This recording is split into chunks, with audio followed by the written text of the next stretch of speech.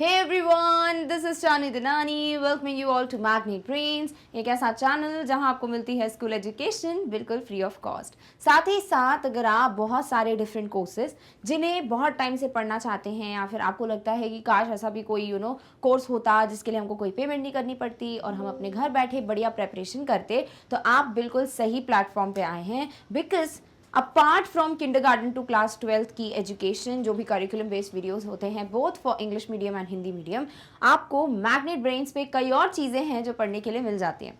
जैसे कि अगर आप बहुत टाइम से चाहते हो कि मैं अपनी इंग्लिश को इम्प्रूव करूं, कुछ ऐसा हो जिससे मैं अपनी इंग्लिश क्लासेस ले पाऊं, तो डेफिनेटली आप बिल्कुल सही सोच रहे हैं, क्योंकि मैग्नेट ब्रेन्स पे आपको एक स्पोकन इंग्लिश कोर्स मिलता है जिसे पढ़कर आप अपना जो इंग्लिश का डर है उसे टाटा बाय बाय कह सकते हो। Also in addition to this there are other competitive exams, जैसे जो हम स्कूल लेवल पे देते हैं NTSC ओलंपियाड, उसकी प्रेपरेशन भी आप मैग्नेट ब्रेन से कर सकते हैं। ऑल्सो जो कॉम्पिटेटिव एग्जाम्स के लिए आप फाइट करोगे आफ्टर 12th या आफ्टर ग्रेजुएशन, और वो होंगे कुछ जैसे IIT JEE NEET SSC railway bank other competitive exams UPSC। तो अगर आप इनमें से कुछ भी प्रिपेयर करना चाहते हो, सब कुछ आपको मैग्नेट ब्रेन्स पे मिल जाता है, वो भी बहुत बेहतरीन कंटेंट के साथ। और ये सब कुछ बिल्कुल मुफ्त है, आपको कोई टेंशन लेने की ज़रूरत नहीं है कि क्या मुझे कोई पेमेंट करनी है।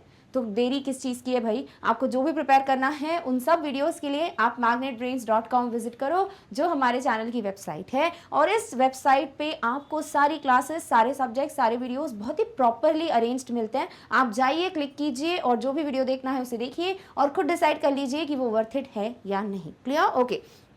तो आज के लिए हम बात करेंगे अपने टॉपिक की, जो होने वाला है वर्कबुक का यूनिट 4 का डिस्कशन, जो है from the diary of Anne Frank.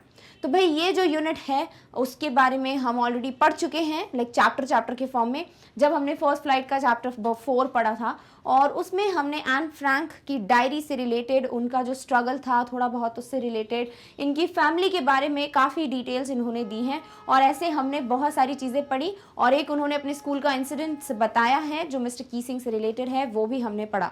तो ले देखिए, अगर आप नहीं जानते कि मैं क्या बोल रही हूँ, इसका मतलब आपने शायद ये चैप्टर नहीं पढ़ा है। बड़ी गलती मत करो। हमेशा वर्कबुक का वीडियो देखने से पहले चैप्टर का जो भी एक्सप्लेनेशन वीडियो है, समरी है, क्वेश्चन आंसर्स हैं, एक्स्ट्रा क्वेश्चंस हैं, सब कुछ पढ़ाया हुआ है। कंप्लीट चैप्टर रिवीजन भी है जो आप देख सकते हो। तो इनमें से जो पसंद आए प्लीज़ वो सब देखना चालू कर दो, ताकि आपकी प्रेपरेशन बहुत अच्छे से बेसिकली अभी से बेस्ट तरीके से होना स्टार्ट हो जाए। तो उसी चैप्टर पे बेस्ड कुछ क्वेश्चंस हैं जो आपको मिलेंगे इस वर्कबुक में, और कई ऐसे क्वेश्चंस हैं जो एक्स्ट्रा हैं। तो चलिए इनको एक एक करके सॉल्व करते हैं। सबसे पहला जो क्वेश्चन आपको दिया है, डेफिनेटली वो शुरुआत है, तो कहेगा लेट्स बिगिन। ठीक है, अब यहाँ आपको कुछ ना एक्स्ट्रा मतलब ऐसे चीज़ें दी हुई हैं जिन्हें हमें पहले पढ़कर समझना है, फिर हम मूव ऑन करेंगे टू ऑल द क्वेश्चंस। तो क्या दिया हुआ है?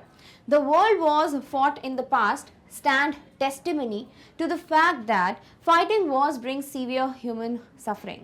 तो जितने भी अभी तक वर्ल्ड वॉर्स हुए हैं पास्ट में, वो सब क्या है? एक टेस्टिमनी है, एक प्रूफ है, एक एविडेंस है।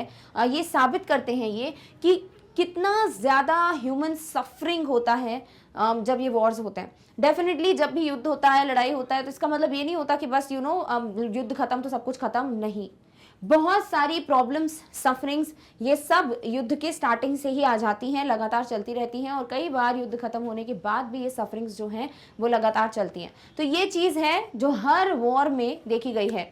The sufferers, including women and children, are left behind with trauma and indelible impressions on their minds। और जितने भी सफरर्स होते हैं, वो चाहे कोई लेडी हो, वो चाहे बच्चे हों, क्योंकि जितनी भी विमेन या चिल्ड्रन होते हैं, बहुत कम होता है ऐसा कि उनको इंक्लूड किया जाए, वैसा ऐसा कुछ नहीं है। कई महिलाएं हैं, कई बच्चे हैं जिन्होंने भी युद्ध में एक तरीके से पार्ट लिया है, बट अक्सर ऐसा नहीं होता है ना। तो जो विमेन और चिल्ड्रन हैं जो डेफिनेटली पूरा युद्ध का सब सिवियरिटी झेलते हैं, are left behind with trauma. एक बहुत ही सीरियस सा उनके दिमाग पे असर पड़ जाता है, एक सदमा लग जाता है, that is trauma. And indelible impressions on their minds. What are indelible? Unlikely to be forgotten. ऐसा कुछ जो शायद ही कोई भूल पाए, ऐसे इंप्रेशंस जो है उनके दिमाग में छप जाते हैं। क्योंकि देखो, एक बार ये सब चीज़ें, चलो विमेन जो है may be they lose their loved ones, या फिर बच्चे जो हैं वो जब सब देखते हैं कि इतना कुछ हो रहा है, खून खराबा, लड़ाई झगड़ा, तो ये सब चीज़ें कोई ऐसे बच्चों वाली नहीं है, मतलब ऐसी मामूली चीज़ें नहीं होती हैं। तो इनकी वजह से दिमाग पे बहुत गहरा सदमा, बहुत गहरा असर पर पड़ जाता है और वॉर भले खत्म हो जाए, बट जब तक ये लोग रहेंगे जिंदगी में, जब तक ये लोग ऑन प्लानट अर्थ सर्वाइव करेंगे, तब तक इनके दिमाग में वो सारी चीजें चलती रहेंगी. You have read in the class 10th English text book the account of one such war in the diary of Anne Frank who captured the mysteries of war in her diary. और इसी तरीके का कुछ हमने instance पढ़ा हुआ है from the diary of Anne Frank में, जो कि हमारी फर्स्ट बुक फर्स्ट फ्लाइट का चैप्टर नंबर 4 है. और इसमें भी ऐसा ही एक वॉर जो है वो बताया गया है, कैसे इल ट्रीट किया जाता था इनको, कैसे इनकी पूरी फैमिली और बाकी के लोगों को कॉन्सेंट्रेशन कैंप में बंद कर दिया गया.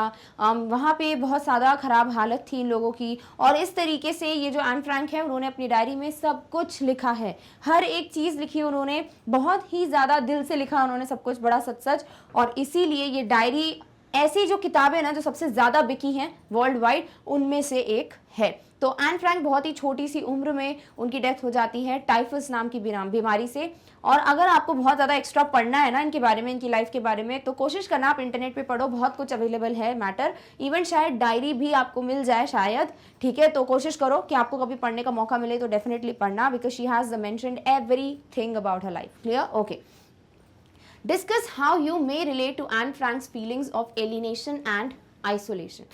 अब यहाँ आपको ना खुद दिया हुआ है कि आप कैसे उसके साथ रिलेट कर पाएंगे. तो जैसे लाइफ में ना आपको बस यहाँ पे मेंशन करना है कि जब किसी पर्सन को आइसोलेशन में रखा जाता है या फिर एक तरीके से एलिनेट किया जाता है, कि मतलब अलग कर दिया जाता है, वो सबसे बड़ी सफरिंग होती है. क्योंकि अगर आप कुछ बहुत मेजर सफ़र कर भी रहे हो दुनिया में और अगर आपकी फैमिली आपके साथ है, आपके लव्ड वंस आपके साथ हैं, तो थोड़ा हिम्मत मिलता है और आप फाइट कर जाते हो, राइट. बट अगर आपके पास ना कोई लव्ड वंस है, ना ही कोई दोस्त है, ना कोई ऐसा है जो वहाँ पर आपको सपोर्ट करने के लिए है या मोटिवेट करने के लिए है, तो वो आइसोलेशन, वो अकेलापन एकदम से अलग कर देना, वो सारी चीज़ें बहुत डिफिकल्ट हो जाती हैं. और वो सफरिंग भले कितनी भी बड़ी हो, उससे कई ज़्यादा प्रॉब्लमेटिक और सीवियर क्या होता है, या आइसोलेशन या एलिनेशन.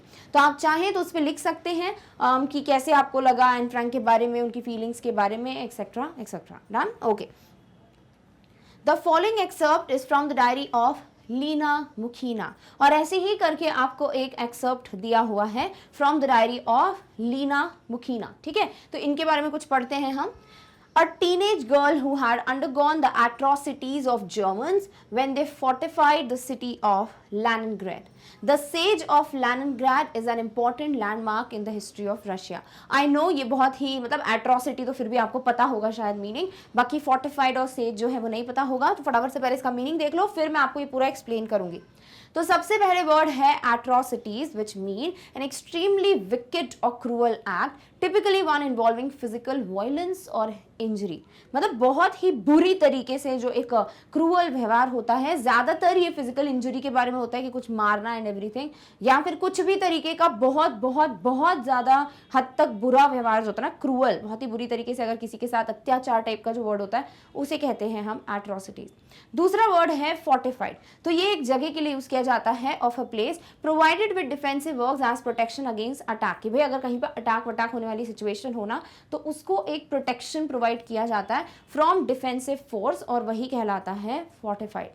Next word है siege, which is a military operation in which enemy forces surround a town or building. एक military operation कहलाता है siege. ठीक है, जिसमें क्या होता है ना, जो भी enemies होते हैं, जो हाँ जिनके खिलाफ हम लड़ रहे हैं, वो लोग क्या करते हैं, किसी एक टाउन या किसी बिल्डिंग को पूरी तरीके से घेर लेते हैं, कटिंग ऑफ एसेंशियल सप्लाईज, और उनको जो ज़रूरत की चीज़ें हैं वो सब नहीं देते हैं, उन तक पहुंचने ही नहीं देते, with the aim of compelling those inside to surrender. और इतना मजबूर कर देते हैं अंदर जो लोग हैं कि वो खुद आके अपने आप को सरेंडर कर दे.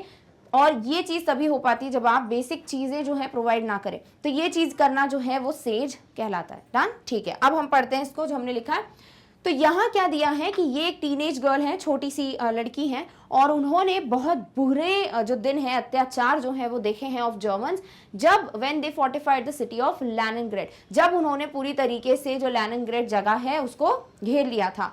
द सेज ऑफ लेनिनग्रेड मतलब ये एनिमी फोर्सेस ने कवर अप कर लिया था, is an important landmark in the history of Russia. और ये बहुत बहुत बड़ी बात है जो हुई थी, और ये जो भी रशिया की हिस्ट्री है ना उसमें से एक बहुत बड़ा इंसिडेंट है.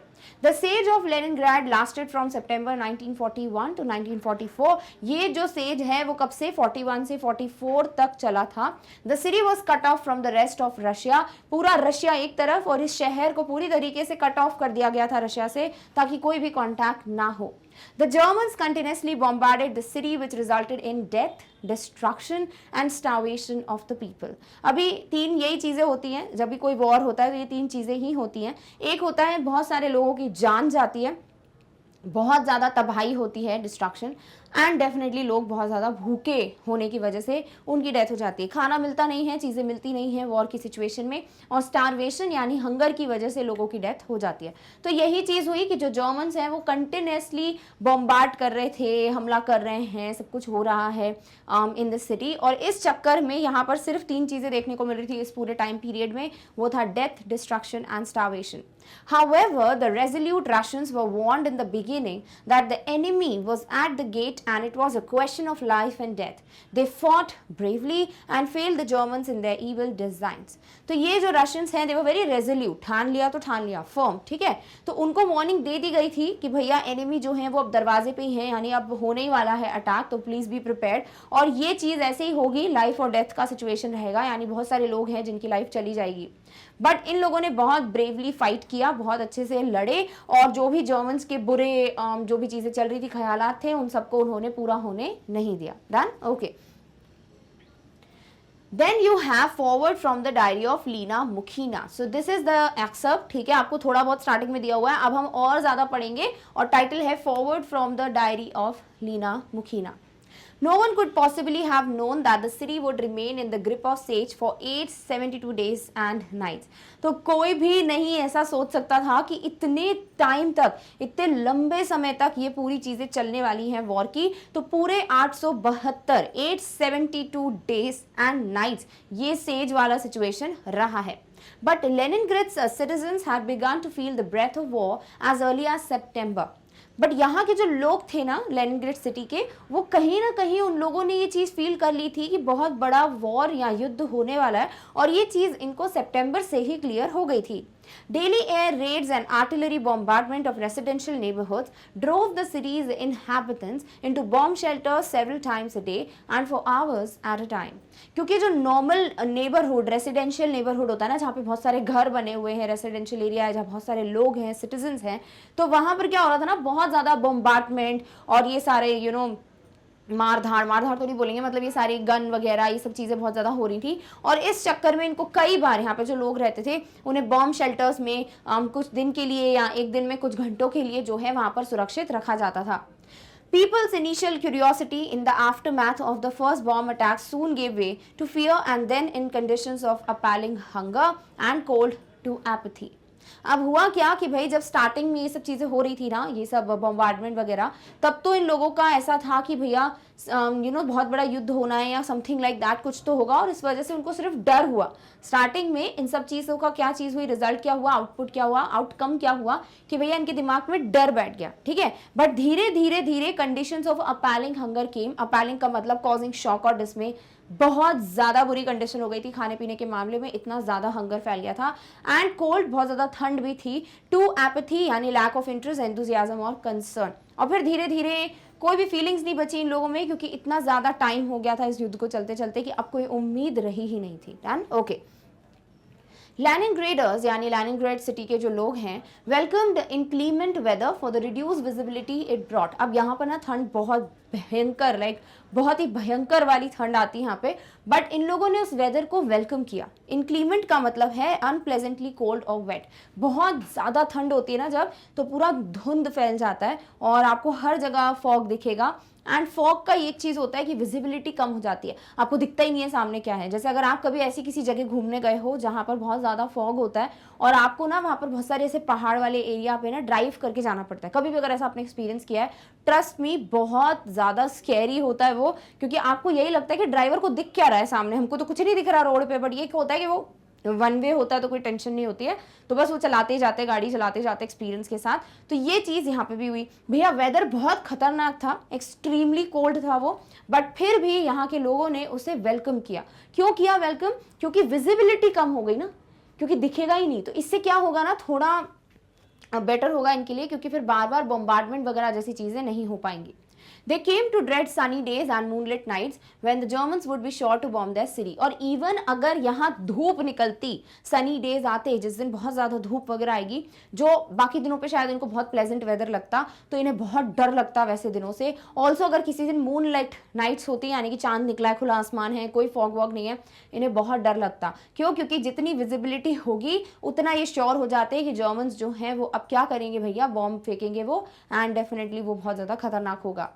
Cloud cover, however, offered no protection from artillery fire in just over 6 months. From the start of siege, there were only 32 days when shells did not explode on the city's streets.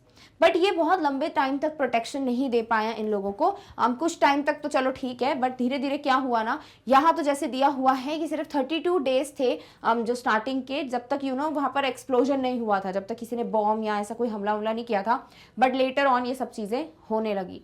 Hunger soon set इन, बहुत जल्दी ऐसी condition आ गई कि खाने के लिए कुछ नहीं है और बहुत ज़्यादा स्टार्वेशन की प्रॉब्लम स्टार्ट हो गई.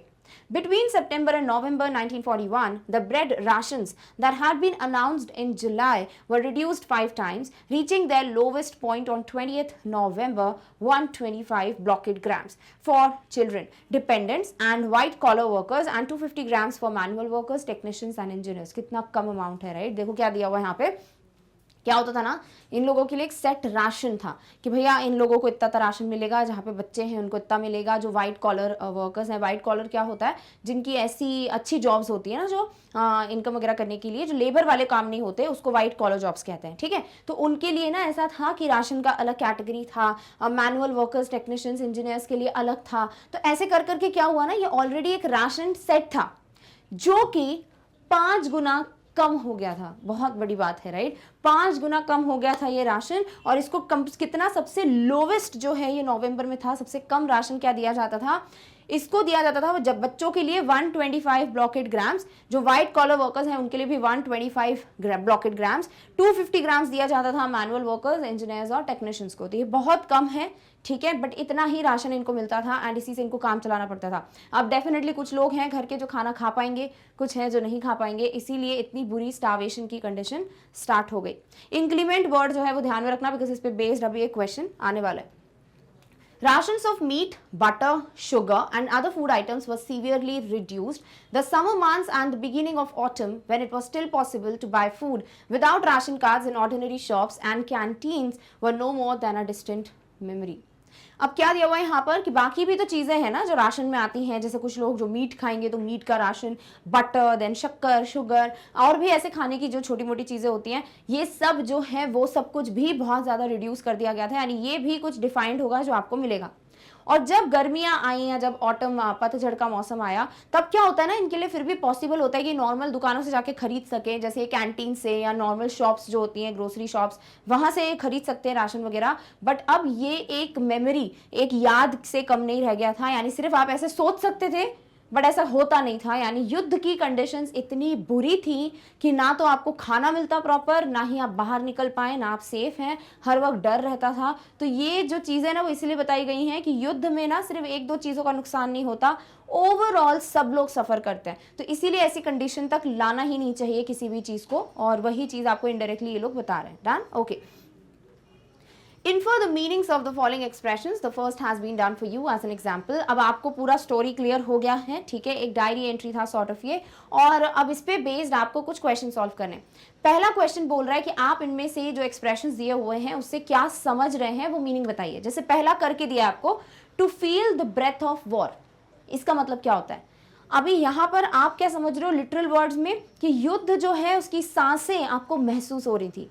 इसका मतलब युद्ध बहुत पास है ना, तभी सांसें महसूस होंगी. So there were indications that war was going to start soon. तो ये जो क्वेश्चंस होते हैं ना, ये इतने डिफिकल्ट होते नहीं है जितना आप डर जाते हो. बस थोड़ा दिमाग लगाओ कि क्या समझ में आ रहा है. भाई युद्ध है, उसकी ब्रेथ यानी उसकी सांस आपको समझ आ रही है, आपको फील हो रहा है, ठीक है. कब फील होगी किसी की भी सांसें? जब वो काफी पास हो कुछ, है ना. तो वॉर पास है, इसका मतलब बहुत जल्दी युद्ध स्टार्ट होने वाला है, ठीक है। चलो दूसरा, अपैलिंग हंगर एंड कोल्ड। भाई बहुत ही बुरी कंडीशन जो होती है उसे अपैलिंग कहते हैं, बहुत ही डरावनी। सबसे बेस्ट वर्ड भयावह जो हम हिंदी में बोलते हैं, उतनी कंडीशन अगर हो जाए किसी चीज़ की तो वो यहाँ पे दिया हुआ है। किस चीज़ की? हंगर एंड कोल्ड, यानी कि बहुत ज़्यादा खाने की कमी थी तो हंगर की जो एक बोल सकते हैं सिचुएशन जो है बहुत ज़्यादा देखने को मिल रही थी, एंड कोल्ड भी क्योंकि बहुत ही ज़्यादा ठंडा वेदर हो गया था। स्टार्ट ऑफ द सेज, भाई जो सेज है वो मैंने आपको बता दिया है, उसकी बिगनिंग हो चुकी थी, यानी किसी टाउन और बिल्डिंग को घेर कर रखना ताकि वहाँ पे जो भी अंदर लोग बैठे हैं उनका असेंशियल सप्लाई कट कर दो ताकि वो खुद ब खुद सरेंडर कर दे। और ब्लॉकेड ग्राम्स जो है वो आपको बता दिया है, वो राशन के लिए है जो 125 ग्राम्स और 150 ग्राम्स या 250 कुछ दिया हुआ था, ठीक है। चलो आंसर देख लो। Appalling hunger and cold, the extreme conditions of hunger and inclement weather, यानी कि बहुत बुरी कंडीशंस थी खाने को लेकर। ऑल्सो वेदर बहुत बहुत भयावह था।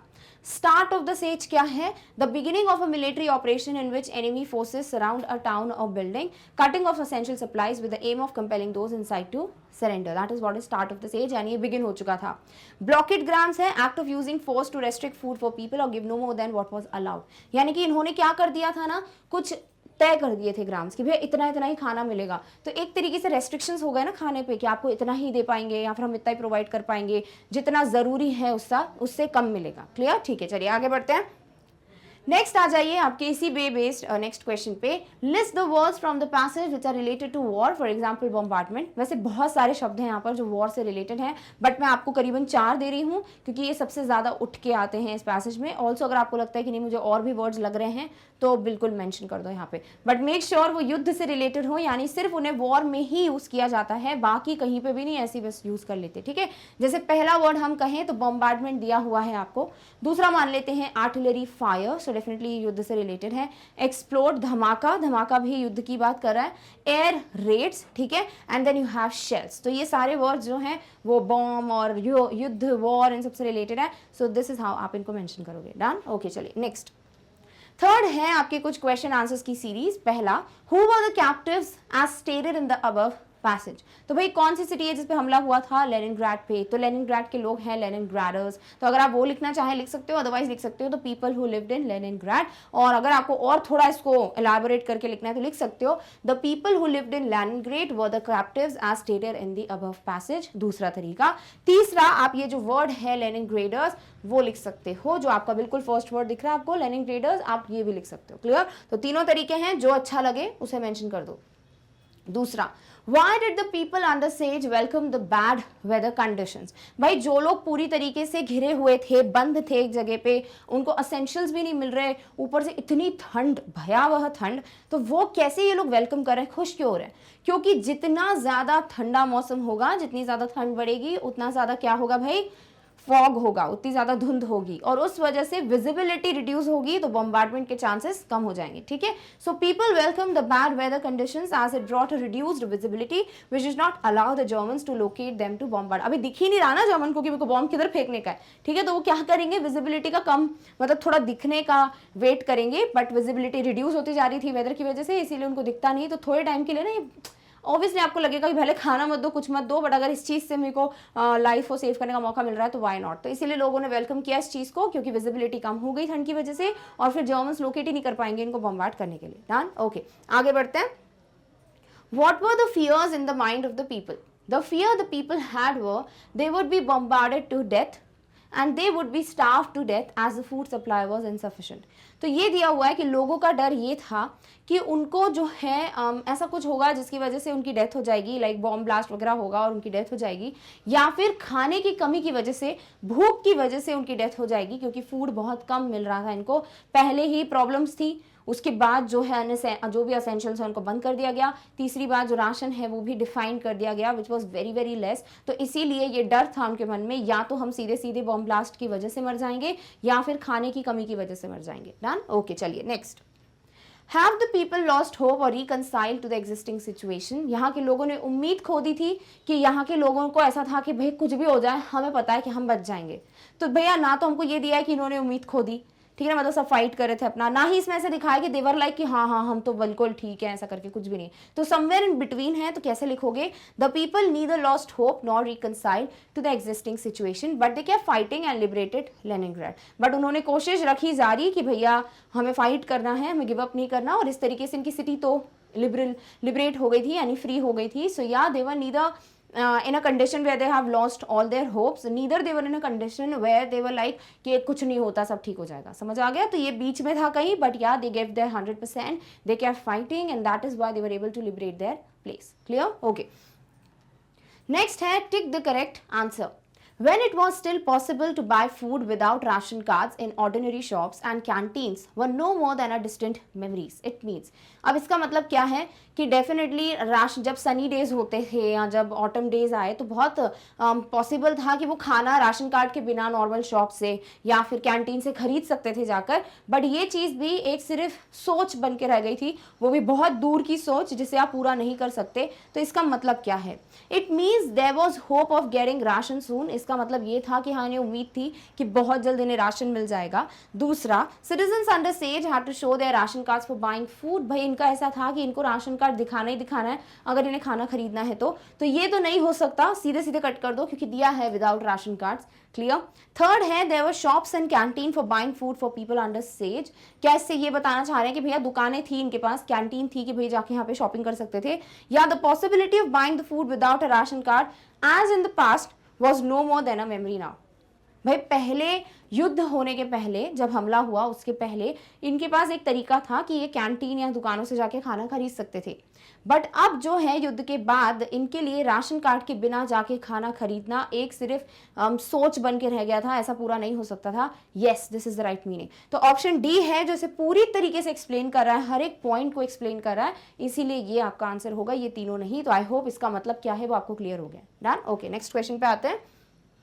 There are many ways of recording the events, news and personal experiences. Diary writing, logbook, daybook, journal, etc. are a few to more. Also ये जो particular चैप्टर है ना from the diary of Anne Frank, इसी में I think, हाँ इसी में आपको एक एनसीईआरटी का क्वेश्चन दिया है। आई थिंक चैप्टर स्टार्ट होता है तभी दिया हुआ है, और वो एनसीईआरटी सॉल्यूशंस में आपको वीडियो मिल जाएगा जो उसमें देख सकते हो। वहाँ आपको डिफरेंट वर्ड्स दिए हैं कि जर्नल का मतलब क्या होता है, डायरी का मतलब क्या होता है, एक्सेट्रा एक्सेट्रा। तो आप प्लीज़ जाके वो एक्सरसाइज ज़रूर देख लेना, तो आपको इन सब के वर्ड्स का जो डिफरेंस है वो पता चल जाएगा, कब जर्नल लिखते हैं, कब लॉग बुक, कब क्या, and everything. Clear?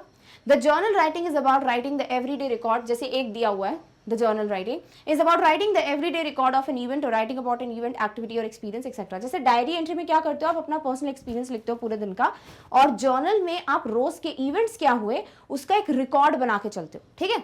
The following is an excerpt from the beginning of a journal of the plague year by Daniel Defoe. आपको अब एक जर्नल राइटिंग दी हुई है जो हमें पढ़ना है, जिसका टाइटल है journal of the plague year by Daniel Defoe. तो ये जो पर्टिकुलर चीज़ आपको ये दी है कि कई तरीके होते हैं, आप अपने एक्सपीरियंसेस, न्यूज़ और इवेंट्स को लिख सकते हो। ऑल्सो अगर आपको ना लगता है कि मेरी बड़ी इच्छा है, मतलब आप लोगों में से किसी की अगर इच्छा है कि मुझे ना बुक लिखनी है या मुझे कुछ लिखना है, तो अभी से ना थोड़ा थोड़ा डायरी एंट्री या इवेंट रिकॉर्ड करना, ये सब लिखना चालू करो, ताकि आपको क्लियर हो कि लिखते कैसे हैं। ठीक है ना? बहुत इजी होता है सोचना कि लिख लूंगा बुक वगैरह, बट जब लिखने बैठते हैं ना तब शब्दों की कमी पड़ जाती है। तो कोशिश करो ये छोटी छोटी चीज़ें जो हैं, जैसे आज की क्लास क्या एक्सपीरियंस कैसा रहा आपका, आज का वीडियो कैसे लगा आपको, या फिर आपके घर कोई मेहमान आया तो आपका इंट्रैक्शन कैसे था, या कुछ अच्छा सा इवेंट हुआ है कैसा लगा, ये सब छोटी छोटी चीज़ें हैं ना, लिखना चालू करो। ये बहुत अच्छी एडवाइस है मेरी तरफ से, क्योंकि अगर अभी से आप लिखना चालू करेंगे आपको समझ आएगा कि यार मैं बहुत अच्छा राइटर हूँ, मैं लिख सकता हूँ, तो क्या पता आप बुक लिख लें। ठीक है? तो प्लीज़ मेक श्योर, ये एक अच्छा आपको एडवाइस है यहाँ से भी जो मिल रहा है, जो आपको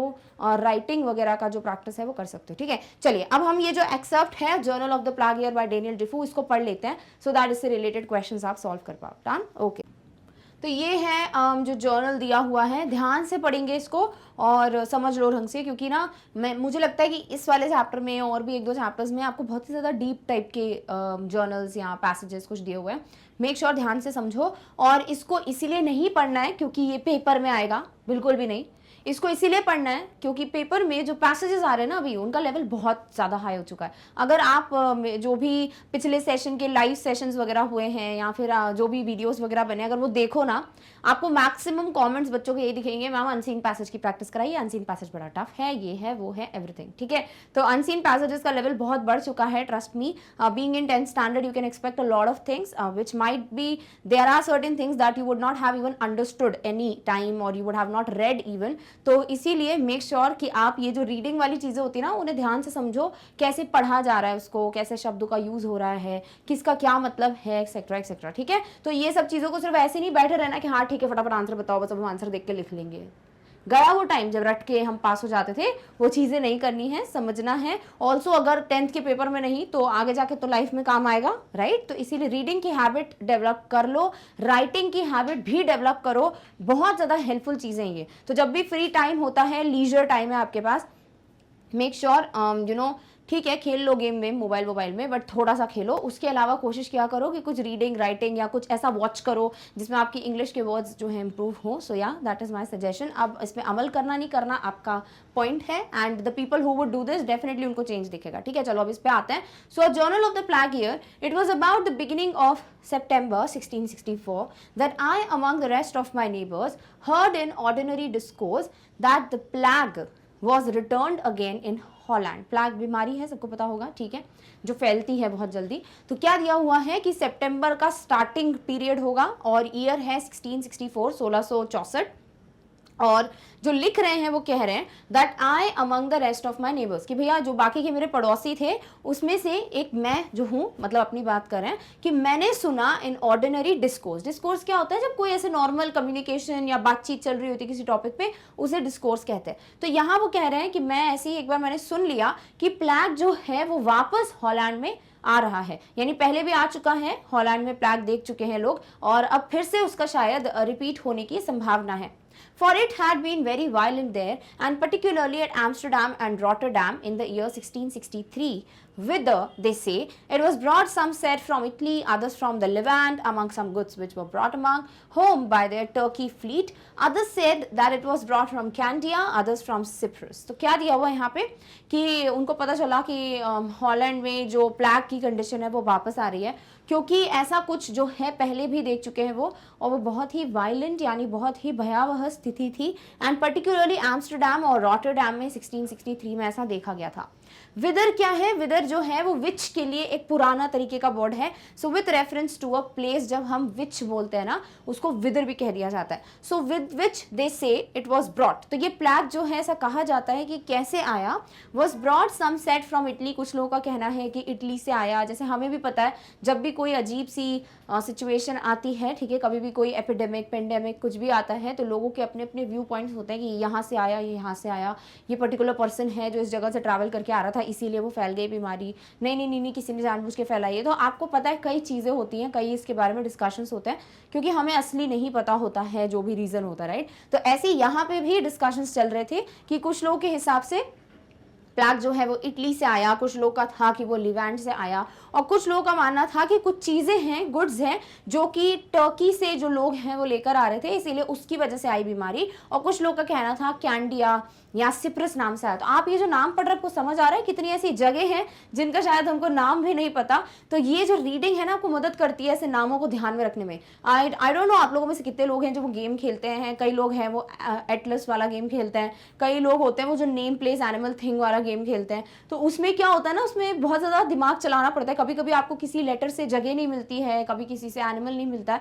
तो ये जो चीज़ें हैं ना, ऐसी ऐसी रीडिंग्स वो आपको मदद करती हैं ऐसे डिफरेंट नेम्स को कलेक्ट करने में। तो ये भी कुछ चीज़ें हैं, जैसे लिवैंड जैसे हो गया, Candia, Cyprus. Clear? It mattered not from whence it came, but all agreed it has come into Holland again. तो किसी ने भी ये नहीं सोचा, या किसी के लिए भी ये इंपॉर्टेंट नहीं था कि ये कहाँ से आया है जो प्लेग है, बट हाँ ज़रूरी ये था कि भाई सब लोग मान चुके थे कि हॉलैंड में वापस प्लेग जो है वो आ चुका है। वेंस क्या होता है? इसे कहते हैं फ्रॉम व्हाट प्लेस और सोर्स, जिधर से भी आया हुआ है, ठीक है, तो ये वेंस कहलाता है। डन? ओके, चलिए आगे बढ़ते हैं। We had no such thing as printed newspapers in those days to spread rumors and reports of things and to improve them by the invention of men, as I have lived to see practiced since. तो ये इतना पुराना लिखा हुआ है कि ये उस टाइम की बात है जब न्यूज़पेपर्स वगैरह भी कुछ नहीं होता था, और इन्होंने बहुत ही ज़्यादा गहरी लाइन लिखी है कि तब जो है न्यूज़पेपर जैसी चीज़ें नहीं थी अफवाहें फैलाने के लिए, क्योंकि यही होता है ना, जब आपके पास बहुत सारा मीडिया या बहुत सारे सोर्सेज हो जाते हैं इन्फॉर्मेशन के, तो आपको हर जगह से अलग अलग इन्फॉर्मेशन मिलती है, राइट। फिर उस इन्फॉर्मेशन को कोई कैसे तोड़ मरोड़ के एक रूमर बना दे रहा है, एक अफवाह बना दे रहा है, वो चीज़ें तो डेफिनेटली आई थिंक सबने ही विटनेस की है कि एक छोटी सी बात पे भी इतनी बड़ी बड़ी अफवाहें बन सकती हैं। तो तब के टाइम पे ऐसा कुछ था ही नहीं कि जिससे न्यूज़ फैले, तो या ऐसा कुछ होता नहीं था। By the invention of men, so but such things as these were gathered from the letters of merchants and others who correspond abroad, and from them were handed about by word of mouth only, so that things did not spread instantly over the whole nation as they do now. अब यहाँ दिया है, तो फिर ये चीज़ पता कैसे चली? अब आप भी तो बोलोगे ना कि भी थोड़ी देर पहले बोला था कि धीरे धीरे इन्होंने बातचीत में सुना कि भैया ये जो प्लैग है वापस आ गया, तो इनको कैसे पता चला? क्योंकि ये सब चीज़ें ना, इन्फॉर्मेशन इन सब लोगों से गैदर की जाती थी from the letters of merchants, जो भी बिजनेसमैन होते थे उनका जब भी कोई लेटर आता था उसमें पता चल जाता था, या फिर जो भी लोग अब्रॉड यानी कि फॉरेन कंट्रीज में किसी ना किसी से बात कर रहे हैं, करस्पॉन्ड कर रहे हैं, वार्तालाप कर रहे हैं, उनके थ्रू भी ये इन्फॉर्मेशन पता चल जाती थी। And from them were handed about, और फिर ये इन्फॉर्मेशन जो है वो जस्ट वर्ड ऑफ माउथ यानी बस बोल दिया, ऐसे शब्दों में सब तक पहुंच जाती थी, ऐसा कुछ प्रूफ या लिखा हुआ कुछ भी नहीं होता था। So that things did not spread instantly over the whole nation at they do now. भाई अभी कैसे होता है कि पूरी दुनिया में ना यूं खबर फैलती है ना, मतलब एक छोटी सी खबर आ गई कहीं पे भी, वो सोशल मीडिया हो, वो कोई चैनल हो, कुछ भी हो, छोटी सी आ गई भैया खबर, पूरी दुनिया में इंस्टेंटली फैल जाएगी, उसको कोई वक्त नहीं लगता, सेकंड्स लगते हैं, राइट। तो यही चीज यहाँ पर नहीं होती थी तब के टाइम पे। But it seems that the government had a true account of it, and several councils were held about ways to prevent its coming over, but all was kept very private. But ऐसा इनका मानना है कि शायद सरकार को पता था कि प्लाग आने वाला है, इसलिए उन्होंने कई मीटिंग्स वगैरह बुलाई, काउंसिल्स वगैरह बुलाए, और इन सब चीज़ों को उन्होंने बड़ा प्राइवेट रखा। अभी क्या होता है, कुछ भी होता है सबको पता चल जाता है कि हाँ भी इस पे मीटिंग हो रही है, अभी ऐसा हो रहा है, राइट। बट तब के टाइम पे कुछ था ही नहीं ऐसा, तो लोगों को पता कैसे चले? तो लोग बस अनुमान लगाते थे कि हाँ ऐसा शायद हो रहा है। बट इनका मानना है कि सरकार को ऑलरेडी पता था कि ऐसा कुछ है, और इसीलिए उसको पहले ही रोकने के लिए वो तैयारियां कर रहे थे। बट वो क्या था, कैसा था, वो सब कुछ बिल्कुल सीक्रेट था, बिल्कुल प्राइवेट था, किसी को कुछ भी खबर नहीं थी। Done, okay. Hence it was that this rumor died off again, and people began to forget it as a thing we were very little concerned in, and that we hoped was not true, till the later end of November or the beginning of December 1664, when two men said to be Frenchmen died of the plague in Long Acre, or rather at the upper end of the Drury Lane. ये Drury Lane जो है ना, ये तो आप पढ़ोगे भी, जो एक इसी में पढ़ेंगे आप, आई थिंक, हाँ, फुटप्रिंट्स विदाउट फीट में। तो आपको एक चैप्टर मिलता है ना फुटप्रिंट्स विदाउट फीट का ही, footprints without feet chapter book का, जहाँ पर आप पढ़ेंगे ड्रूरी लेन के बारे में। तो हाँ, यहाँ से वो थोड़ा लिंक हो गया, तो मैंने आपको बता दिया। चलिए वापस आते हैं। तो क्या लिखा हुआ है कि भाई हुआ क्या ना, तब ना ये इन्फॉर्मेशन इतनी इंस्टेंटली फैलती नहीं थी, राइट। तो क्या हुआ, धीरे धीरे ये अफवाह जो है वो खत्म हो गई फैलना, क्योंकि जब इसको कोई सबूत नहीं मिलता अफवाह को, तो क्या होता है भाई, वो धीरे धीरे फिर शांत हो जाते हैं लोग, राइट।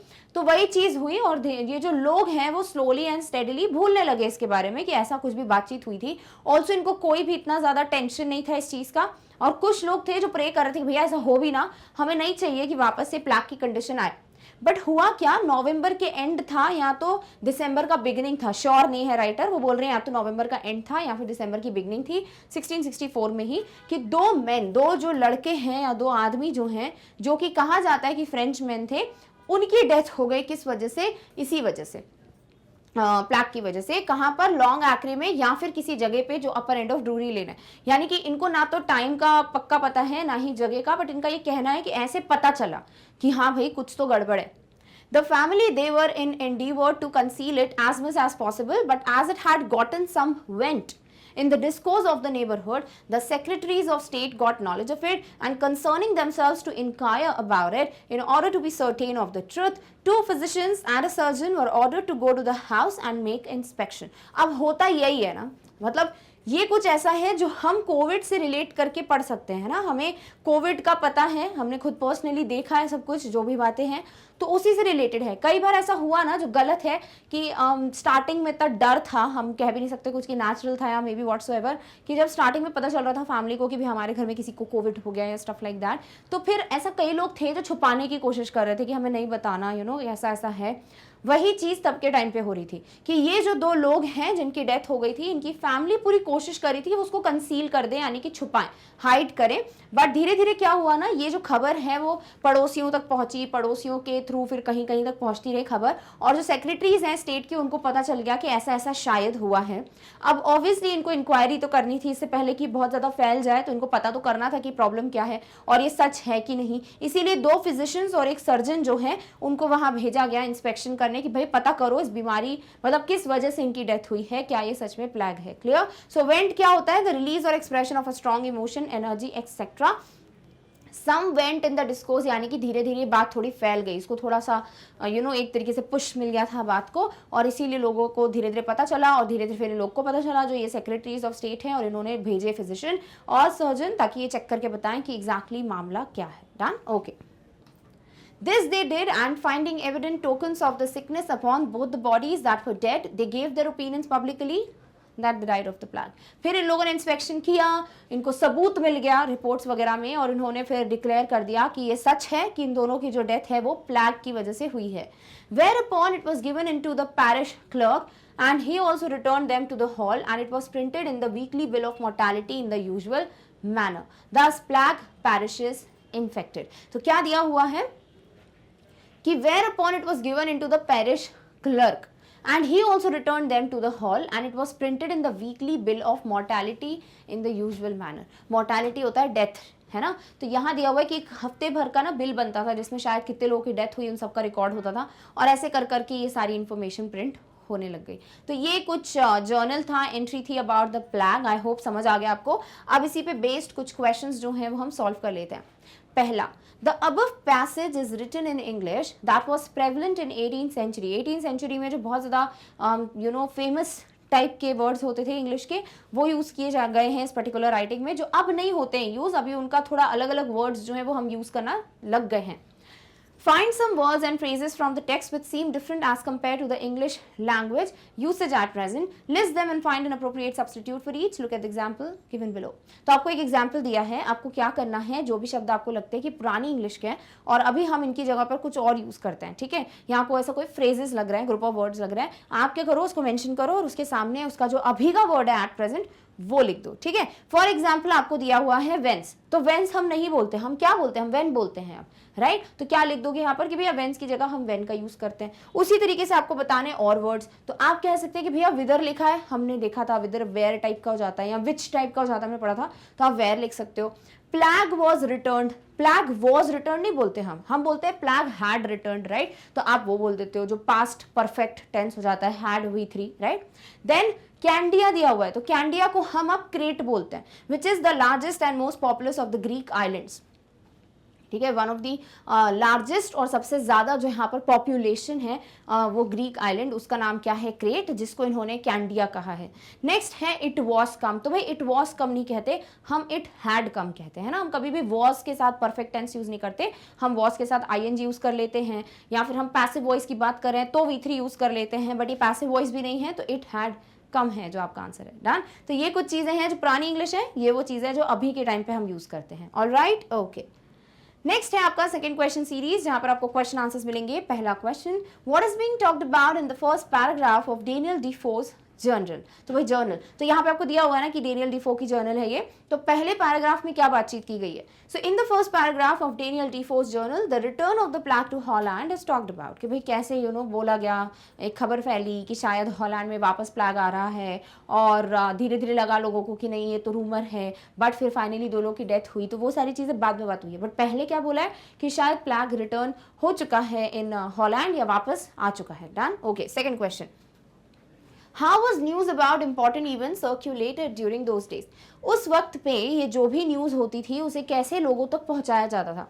तो अभी के टाइम पे जैसे न्यूज़पेपर्स, मीडिया, एप्स वगैरह है ना, तब के टाइम पे नहीं होती थी, तब इवन न्यूज़पेपर्स वगैरह कुछ भी नहीं था। तो क्या होता था, या तो जिन लोगों का अब्रॉड करस्पॉन्डेंस है या फिर जो लोग मर्चेंट्स के लेटर्स वगैरह आते थे उससे पता चल जाता था। तो क्या लिखेंगे, during those days news about important events circulated through word of mouth, यानी सिर्फ बोल दिया जाता था हवा में कि भैया इसने बताया तो इसने फिर इधर को बताया, ऐसे करके बातें फैलती थी।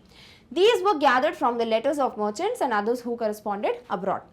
तो ये इन्फॉर्मेशन पता कहाँ से चलती थी भाई, जो लेटर्स आते थे मर्चेंट्स के, या तो उसमें से या फिर जो भी करस्पॉन्ड कर रहे हैं अब्रॉड उससे। क्लियर? ओके। सी है, why did the rumour about the plague die of.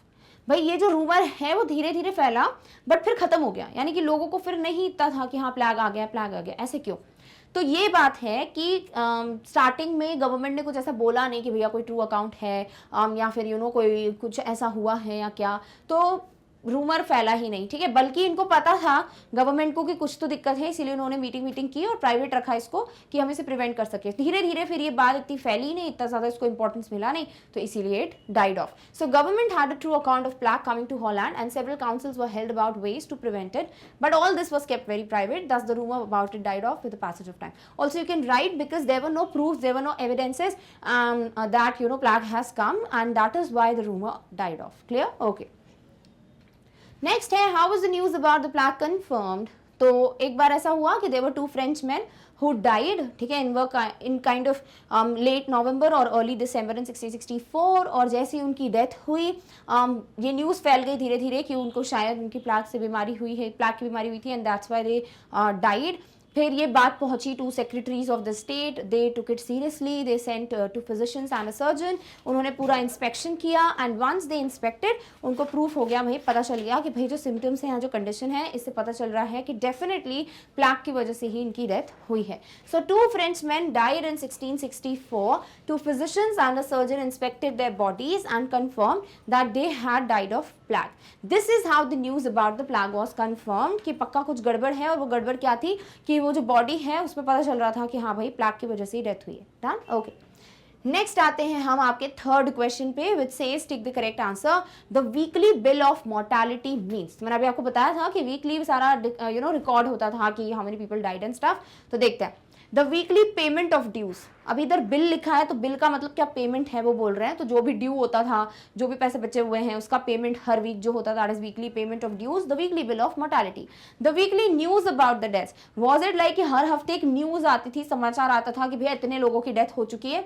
The statement about the hospital expenditure issued every week, हर हफ्ते जो भी हॉस्पिटल का खर्चा आ रहा है, जो भी पेशेंट्स को ठीक करने का, उसका पूरा स्टेटमेंट कि एक हफ्ते में कितना ज्यादा हॉस्पिटल का खर्चा आया है।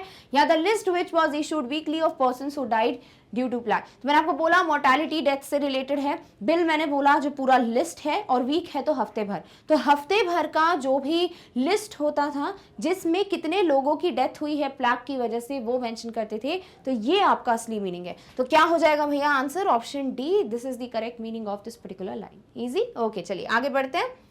Choose a word or expression that completes each of the following sentences. One has been done for you. तो आपको एक सही वर्ड या सही एक्सप्रेशन जो है वो टिक करना है, और आपको चूज करना है मतलब, और यहाँ लिख देना है, ठीक है। और इसमें आपको एक दिया है वो करके दिया है, तो ये बड़ा आसान है। देखो ज्यादातर आपको ना प्रोनाउंस ही मिल रहे हैं। यस, हाँ प्रोनाउंस मिल रहा है। तो आपको प्रोनाउंस अगर पढ़ना हो ना, मेरा आपको सजेशन है आप कोई दो, इनमें से कोई दो वीडियोस में से एक चूज कर लेना जो आपको पढ़ना हो। एक तो 3rd से लेके 8th तक की ग्रामर का एक वीडियो है प्रोनाउंस पे, आप वो पढ़ सकते हो, ठीक है। उसमें आपको बिल्कुल बेसिक से डिटेल एक एक चीज के कम से कम 15 से 20 एग्जाम्पल्स मिल जाएंगे आपको।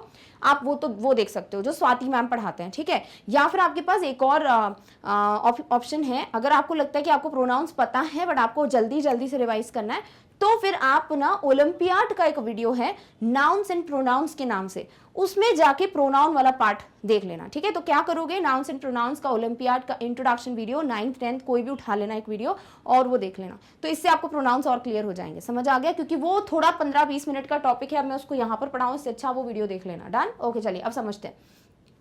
आई can tell you the plan because I don't know about black, ठीक है।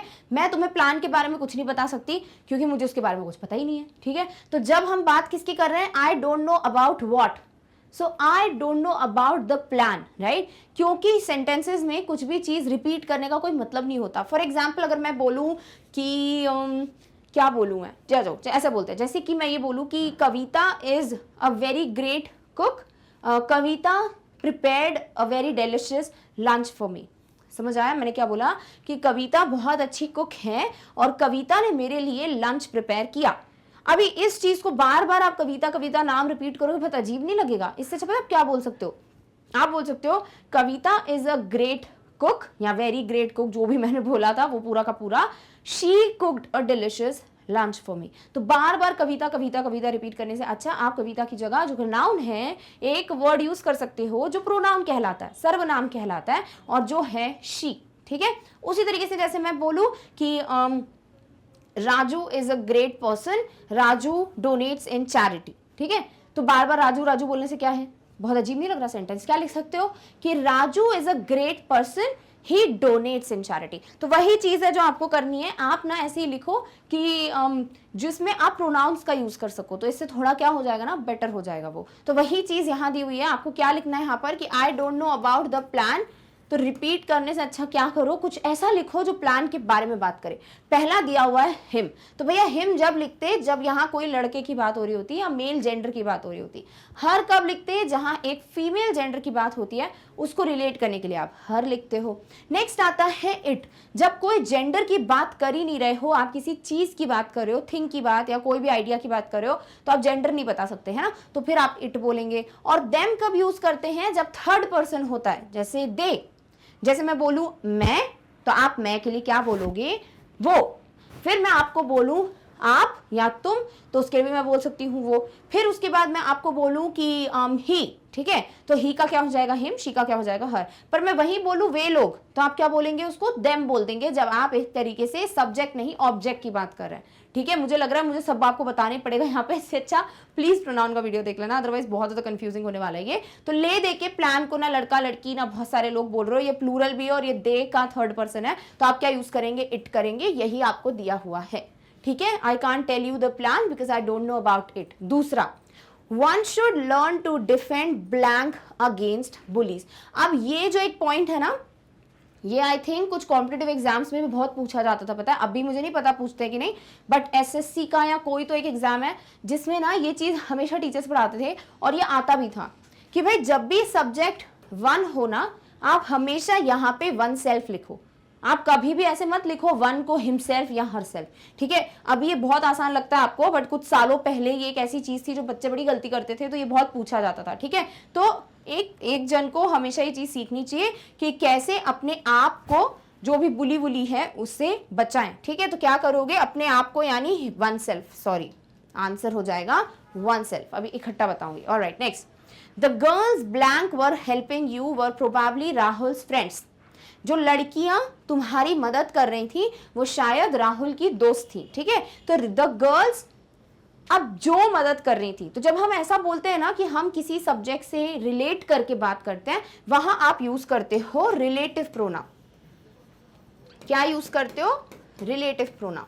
बेसिकली आपको 3-4 चीजें याद रखनी पड़ती हैं प्रोनाउन में. एक होता है, आपको पता होना चाहिए सब्जेक्ट क्या होता है, ऑब्जेक्ट क्या होता है. आपको पता होना चाहिए first person, second person, third person, singular, plural क्या होता है. ठीक है? और थर्ड चीज होती है, कई टाइप के प्रोनाउंस हैं जिनमें से बेसिकली आपको subjective pronoun, objective pronoun, then you have a possessive pronoun and then relative pronoun and reflexive pronoun. ये सब पता होना चाहिए. इसीलिए बेस्ट है ओलंपियाड वाला वीडियो देख सकते हो, उसमें सिर्फ मैंने इतना ही बताया हुआ है बिकॉज इसी पे क्वेश्चंस आते हैं ओलंपियाड में.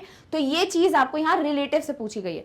तो भाई जो लड़कियां, ठीक है, कौन भाई, गर्ल्स. तो गर्ल्स से रिलेट करके क्या बोलोगे, कुछ ऐसा जो कि पर्सन या पीपल के लिए यूज किया जाता है. तो विच आप कब यूज करते हो, चॉइस वगैरह के लिए. ठीक है? जैसे मैं बोलूँ आपको which one do you like, this dress और दिस ड्रेस, तो आप चॉइस बताते हो. ठीक है?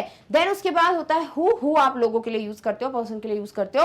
दैट भी यूज करते हैं, बट दैट थिंग्स के लिए ज्यादा यूज किया जाता है. Then you have they. तो भैया दे तो कुछ भी नहीं है, दे यहाँ पर सीधे सब्जेक्ट है. हमारे पास सब्जेक्ट ऑलरेडी है, द गर्ल्स. ठीक है? सो आंसर क्या हो जाता है आपका, हु हो जाएगा, बिकॉज ये पर्सन के लिए यूज होता है. So the girls who were helping you were probably Rahul friend. वो लड़कियां जो तुम्हारी मदद कर रही थी वो शायद राहुल की दोस्त है. Clear? Okay, next. These dresses belong to you, I am sure they are blank.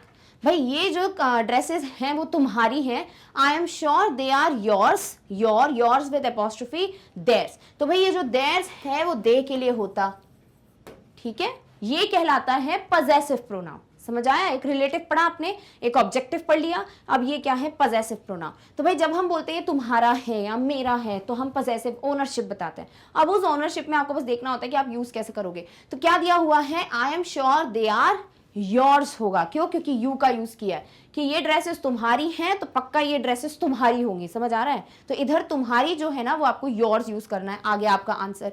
इसके अलावा एपोस्ट्रोफी वाली जो बात है वो भी आप पंचुएशन में पढ़ चुके हो, उसको रिपीट करने का आई डोंट थिंक कोई बात बनता है। अगर आप 10th ओलंपियाड के वीडियोस देखते हो तो उसमें पंचुएशन की बात की है, उसमें हमने एपोस्ट्रोफी पढ़ा है, वो देख लेना।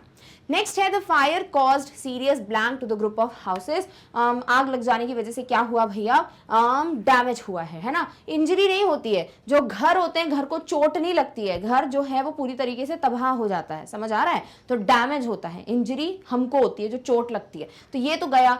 अभी the fire caused serious what, damages या डैमेज, ठीक है, तो वो आपको चूज करना है यहाँ पर। देन उसके बाद आता है the board was blank plans for the tournament. The board was concerned to, concerned about, concerned at, concerned with, plans for the tournament. तो इसके लिए आपको प्रेपोजिशन वाला वीडियो पता होना चाहिए। तो देखो हर चीज पे कोई ना कोई कॉन्सेप्ट लग रहा है, और अगर आपको वो टॉपिक नहीं पता तो थोड़ा कंफ्यूजिंग हो सकता है। सो मेक श्योर आप प्रोनाउंस और प्रेपोजिशन ये वीडियो देख लो। क्लियर, चलिए अब इसका फटाफट से आंसर्स देख लीजिए। सो आंसर है I can't tell you the plan because I don't know about it. दूसरा, one should learn to defend oneself, ये बहुत अच्छा क्वेश्चन है। The girls who were playing, because who हम लोगों के लिए यूज करते हैं। these dresses belong to you, so I am sure they are yours, because your नहीं बोल सकते, yours होता है possessive, और apostrophe वाला जो है वो ownership बताता है, वो आपको ऑलरेडी पता है। the fire caused serious damage, एक बहुत ही ज्यादा खतरनाक नुकसान हुआ है घरों का। the board was concerned about plans for the tournament. तो भैया किस चीज को लेकर आप कंसर्न थे वो बोला है, तो that is concern about, I guess इतना तो पता होगा। डन, तो ये हो गए आपके सारे आंसर्स। अब हम नेक्स्ट एक्सरसाइज पे मूव करते हैं। नेक्स्ट आते हैं इडियोमैटिक एक्सप्रेशंस पे। तो भैया इडियम्स, प्रोवर्ब्स, इनमें बड़ी एक्सरसाइजेस होती हैं। और फिर से वही चीज़ बोलूँ, आपको लगेगा कि मैं बार बार हर एक क्वेश्चन पे बोल रही हूँ, क्योंकि मैं आपको यही बताना चाहती हूँ कि बेटा कुछ भी पढ़ना है ना, you have a lot of videos on magnet brains. तो अगर आपको इडियम्स, प्रोवर्ब्स, फ्रेजेस, इन सब पे भी कुछ पढ़ना है तो उस पे रिलेटेड भी वीडियोस प्रेजेंट है मैग्नेट ब्रेन्स पे। और एक वैरायटी नहीं, कई वैरायटीज, एक टीचर से नहीं, मोर देन वन टीचर के थ्रू पढ़ाया हुआ भी है। तो आपको जहां से जो समझ आता है ना प्लीज वो पढ़ो, ठीक है। तो जो भी चीजें हैं उनको अगर बहुत स्ट्रॉन्ग बनाना चाहते हो तो डेफिनेटली कंटेंट बहुत सारा है मैग्नेट ब्रेन्स पे आपके पास, समय भी है आपके पास, काफी समय है। तो अभी से थोड़ा थोड़ा थोड़ा जो भी ज्ञान है प्लीज उसे इकट्ठा करते जाओ, ताकि आपको आगे जाके मदद ही मिले, ठीक है ना। ज्ञान कभी वेस्ट नहीं होता, ये चीज तो पता ही होगा, knowledge never goes in waste. So definitely make sure कि जो भी चीजें अवेलेबल हैं उसे थोड़ा थोड़ा थोड़ा थोड़ा पढ़ना स्टार्ट कर दो। Alright, okay. So grammar के पोर्शन में idiomatic expressions, refer to the lesson from the diary of Anne Frank in your class 10th textbook.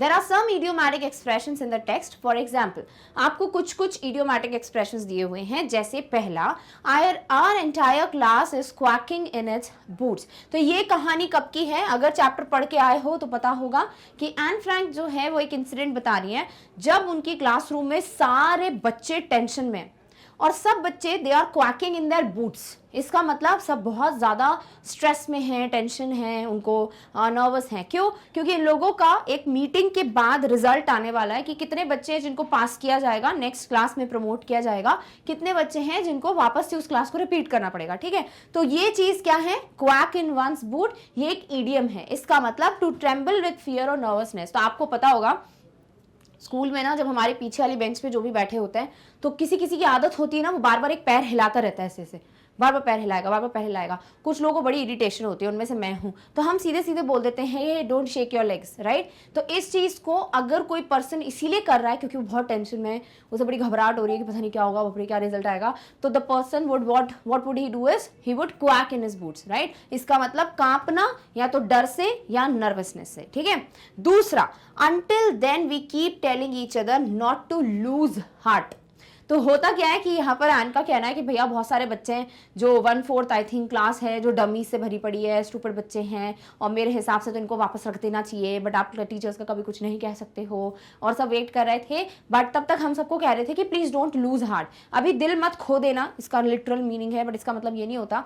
इसका मतलब है कि अभी भी उम्मीद मत खो, और तुम्हें उम्मीद होनी चाहिए कि हाँ मैं पास हो जाऊंगा, ठीक है। So not to lose one's heart का मतलब है नॉट टू लूज होप और नॉट टू फील डीमोरलाइज्ड, कि भाई उम्मीद नहीं छोड़नी चाहिए और बहुत ही ज्यादा ऐसे नेगेटिव पेसिमिस्टिक मत फील करो। Be optimistic, be hopeful that you will get the best message, ठीक है। तो ये चीज है quake in one's boot then you have not to lose one's heart. इसका मीनिंग मैंने वीडियो में बताया हुआ है, आपको वहां पे भी यही बताया है। चाहिए अगर आपको थोड़े 1-2 वर्ड्स ऊपर नीचे करके तो आप यहां से भी लिख सकते हो। Done, okay. चलिए अब इस पे करना क्या है आपको। Now look at the idiomatic expressions given below. Use a dictionary to find the meanings. Make sentences using the expressions. ले देके आपके पास ये टोटल 6 इडियोमैटिक एक्सप्रेशंस हैं, इनका आपको मतलब पता होना चाहिए और इनका हम सेंटेंस बनाएंगे, ठीक है। पहला, all's fair in love and war. अभी ये तो आपको पता ही है कि क्या है, प्यार और जंग में सब जायज है ना। तो ये चीज आपको ऑलरेडी पता है क्योंकि ये बहुत ज्यादा टीवी में यूज किया जाता है, मूवीज वगैरह में। Then you have icing on the cake, ये भी बहुत प्यारा सा इडियम है जो आप अपनी नॉर्मल लाइफ में यूज कर पाएंगे। Call the shots, chalk and cheese, ठीक है। Then you have raining cats and dogs, ये तो मैं कितनी बार पढ़ा चुकी हूँ, ये तो आई थिंक अगर आप मेरी वीडियोस कंसिस्टेंटली देखते हो आपको पता होगा कि इसका मतलब क्या है। एंड ब्रेकिंग द आइस, ये भी बहुत, ये और ये जो है ना, एंड दिस वन, ये 3 जो मैंने मार्क किए हैं ये आपको मौका मिलेगा यूज करने का। तो ये तीनों इडियोमैटिक एक्सप्रेशंस तो बहुत ही बढ़िया तरीके से समझ लो because you can use them. और जब आप ऐसे बोलोगे ना इस चीज को और कोई सुनेगा तो डेफिनेटली बहुत अच्छा इंप्रेशन पड़ेगा। So that is something there. Also chalk and cheese, also fair in love and war, call the shots, ये थोड़े नए हैं, इनका इतना ज्यादा आपको उपयोग करने का बहुत कम मिलेगा। चॉक एंड चीज भी मिल जाएगा थोड़ा बहुत यूज करने का, बट ये दोनों वेरी लेस, ठीक है। चलो अब हम देखते हैं कि इनका मतलब क्या है। पहला, all's fair in love and war, इसका मतलब used to describe a situation in which people do not follow the usual rules of behavior and do things that are normally considered unfair, ठीक है।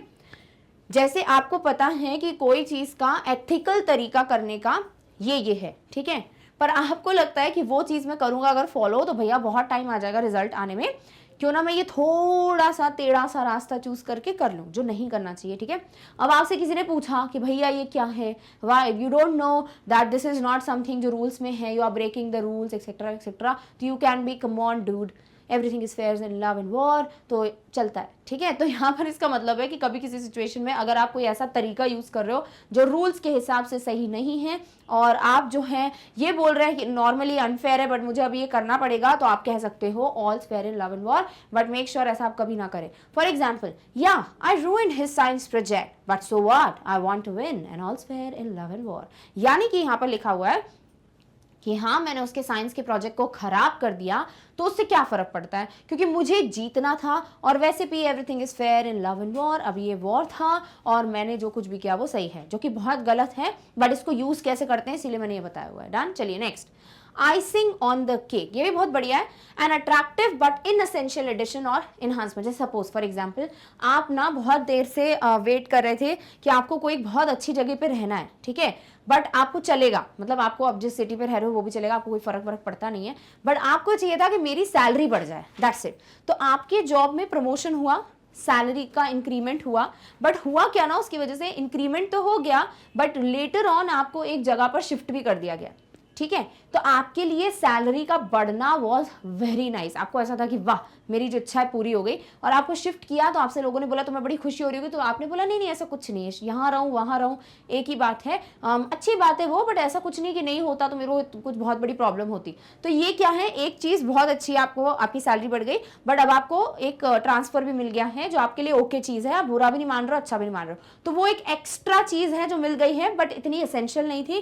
That is going to be what, icing on the cake, ठीक है। So icing on the cake means attractive but इतनी जरूरी नहीं हो जो चीज, वो कहलाता है। For example, I love my job and getting praised is an icing on the cake. Suppose आप जो काम कर रहे हो, देखो जॉब मिलना फिर भी आसान है, फिर पूरी बात सुनना, ठीक है। जॉब मिलना फिर भी आसान है, बट अपनी मनपसंद जॉब मिलना बहुत मुश्किल है, समझ आ रहा है। क्योंकि जॉब तो आपको थोड़ी बहुत कहीं ना कहीं मतलब कोशिश करोगे, आप में वो बात है, मेहनती हो, स्किल्स है तो मिल जाएगी, बट वो काम क्या आपको पसंद है, दैट इज समथिंग देयर। जैसे मुझे टीचिंग पसंद है और देखो मेरा जॉब भी वही है ना, तो वो चीज होती है कि आपको जो पसंद है वही आप जॉब कर रहे हो, तो फिर उसकी बात ही अलग होती है। और वही चीज यहाँ बोला है कि मुझे अपनी नौकरी बहुत पसंद है, आई लव माई जॉब, और मुझे कभी कभी तारीफ मिल जाती है कि मुझे एक तरीके से बोल देते हैं लोग कि वाह तुम बहुत अच्छा काम करते हो या वेरी गुड एंड एवरीथिंग, तो वो एक आइसिंग ऑन द केक है, यानी अच्छी चीज है, बट इतना भी कोई जरूरी नहीं है उसका मिलना। मैं वैसे ही बहुत अपनी जॉब से खुश हूं, समझे। ऑलराइट, चलिए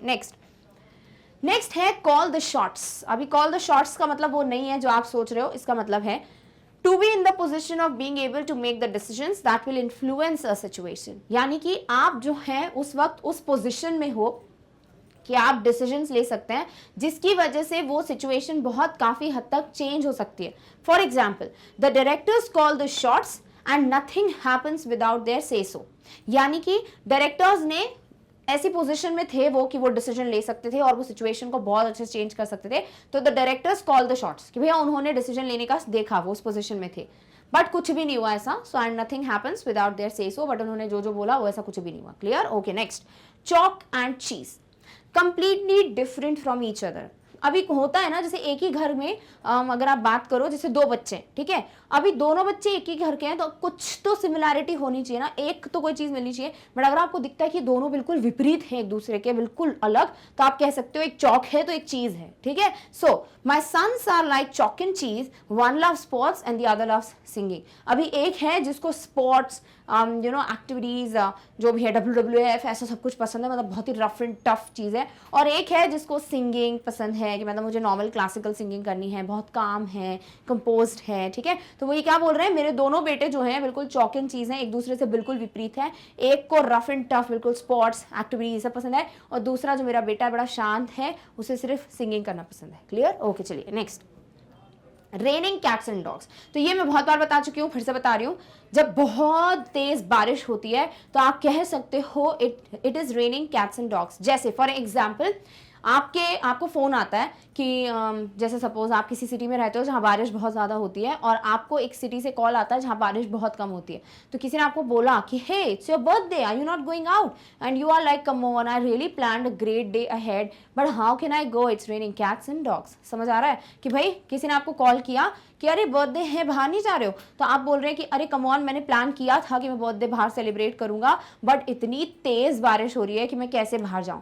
सो जब भी बहुत तेज बारिश होती है तो उसे हम रेनिंग कैट्स एंड डॉग्स कहते हैं, ठीक है। So we can't play outside as it's raining cats and dogs out here. भाई वहां बाहर बहुत तेज बारिश हो रही है तो हम बाहर खेलने नहीं जा सकते। समझ आया। Next, breaking the ice. अभी ये चीज मैंने शायद आपको पब्लिक स्पीकिंग में पढ़ाई हुई है।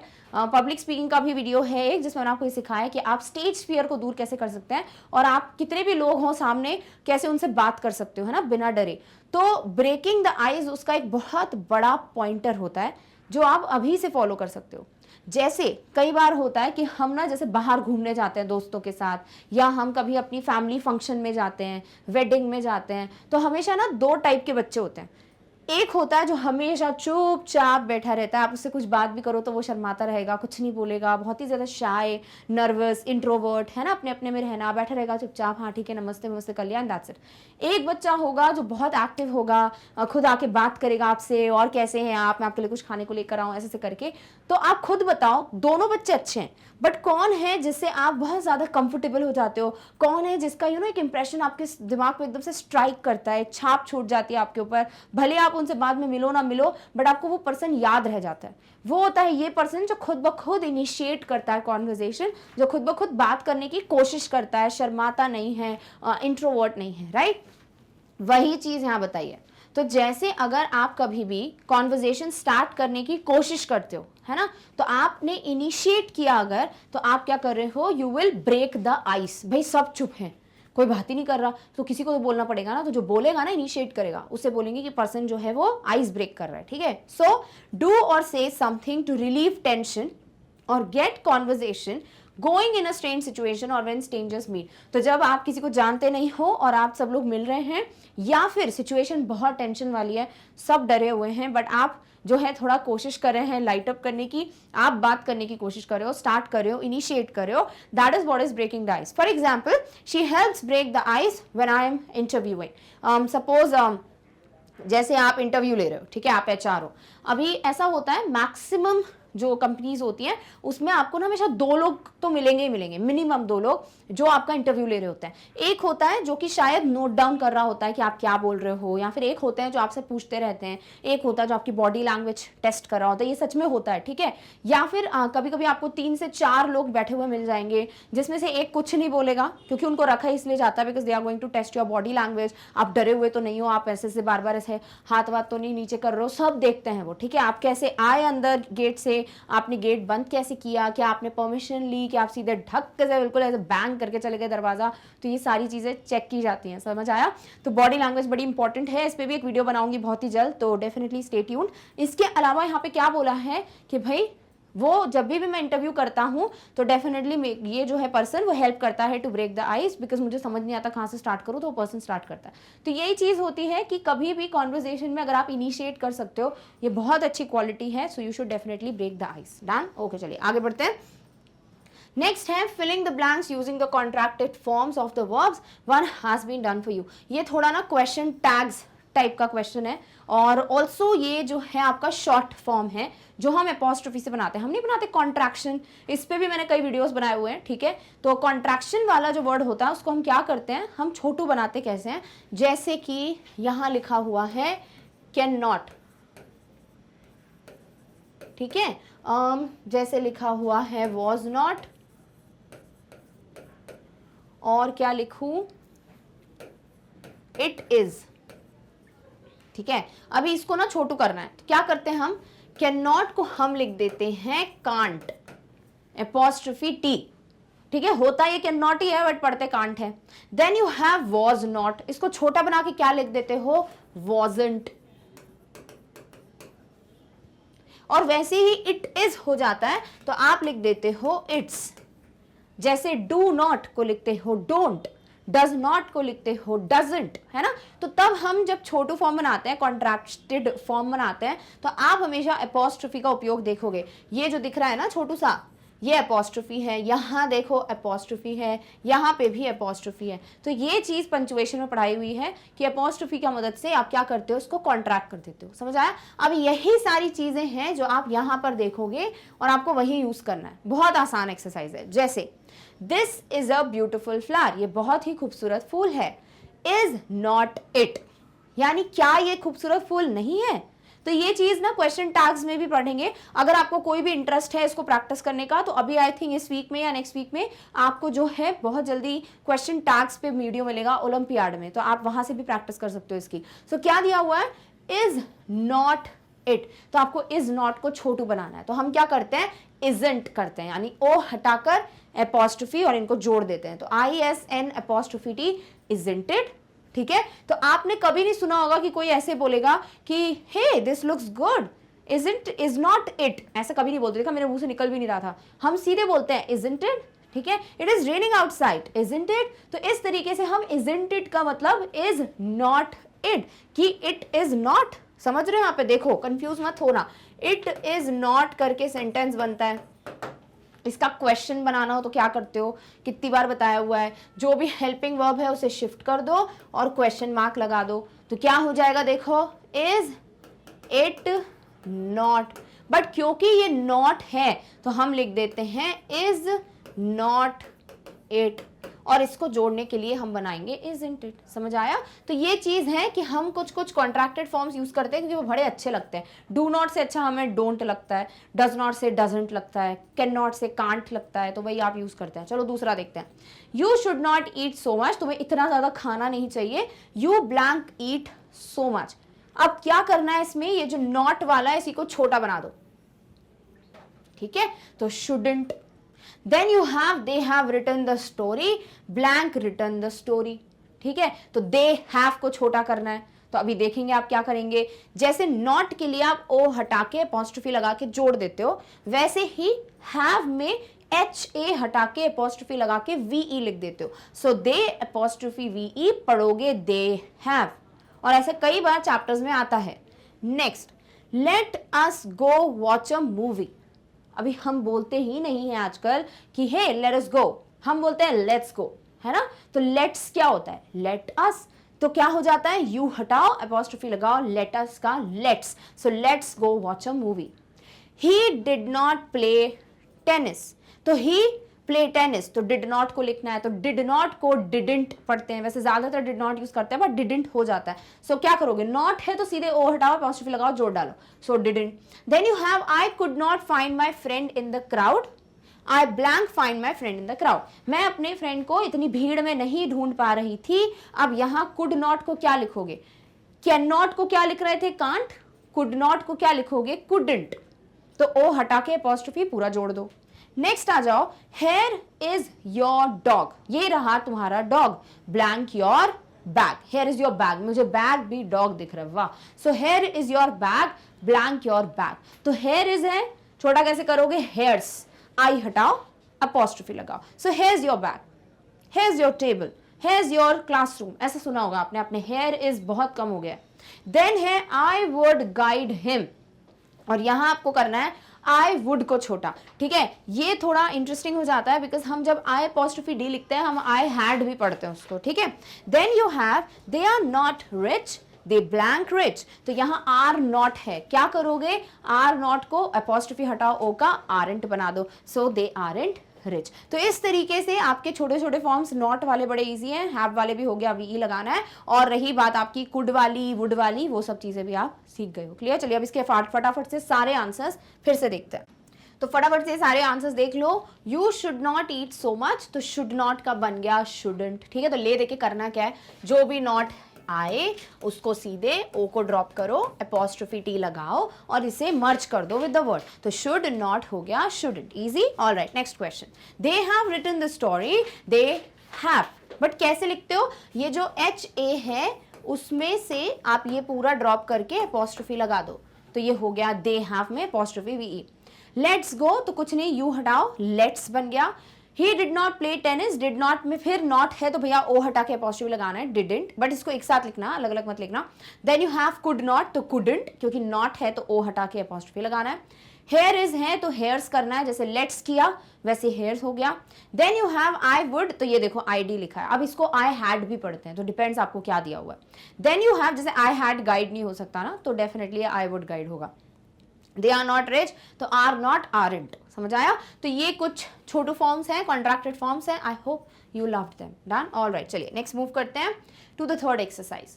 Fill in the blanks with a phrasal verb given below, change the tense of the verbs wherever required. तो आपको फ्रेजल वर्ब्स दिए हैं, आपको इनको यूज करना है एंड मेक श्योर कि आप इनका टेंस चेंज कर दो अगर कहीं जरूरत है तो। एक है break down, then you have find out, look for, go out, check out, ठीक है। Suhasini wanted to blank with her mother to the book shop. Her mother came back home very late. She said that her car blank on the way back. She had to blank a mechanic. She blanked several apps for roadside assistance, but then blanked that her internet was not working. तो यहाँ दिया है कि सुहासिनी को अपनी mom के साथ book shop पे जाना था, बट उसकी मम्मी घर आने में लेट हो गई। उनकी मम्मी ने बताया कि मेरी गाड़ी रास्ते में खराब हो गई थी, मैंने बहुत से मैकेनिक्स को ढूंढने की कोशिश की बट ऑब्वियसली नहीं मिले। फिर मैंने बहुत सारे ऐप्स जो हैं वो भी चेक किए ताकि मुझे कुछ असिस्टेंस मिल जाए कि क्या ऐसी कोई ऐप है जिसपे मुझे कोई गाड़ी मिल जाए या कोई भी तरीके की हेल्प मिल जाए, बट तब उनका जो इंटरनेट है वो चल नहीं रहा था, ये उनको पता चला। तो देखो ब्रेक डाउन होता है गाड़ी का खराब हो जाना, तो ब्रेक डाउन का कोई फॉर्म आप कार के साथ यूज करेंगे। फाइंड आउट कुछ पता लगाना, ठीक है, तो उनको पता चल गया, तो उनको पता चल गया था तो फाउंड आउट कि भैया इंटरनेट नहीं चल रहा। लुक फॉर किसी को ढूंढना, तो ये मैकेनिक को ढूंढ रहे थे कि भैया मैकेनिक कहीं पे दिख जाए। देन गो आउट यानी बाहर जाना, तो बाहर जाना था उनको अपनी मॉम के साथ बुक शॉप पे। और चेक आउट का मतलब चेक करना कि भैया कुछ है क्या। तो she had to look out, she said that her car break down. और हाँ, सेवरल ऐप्स में भी चेकआउट कर सकते हो, लुक फॉर अ मैकेनिक कर सकते हो, और शी चेक आउट तो चेकड आउट कर सकते हो several apps, and but then found out. समझ आ रहा है? तो ये कुछ चीजें थी यहाँ पर। बाकी पहला वाला और कार वाला बड़ा आसान है, अगर आपको ब्रेक डाउन पता है तो गो आउट बड़ा क्लियर है, ठीक है। और यहाँ पर आप लिख सकते हो she had to look for a mechanic.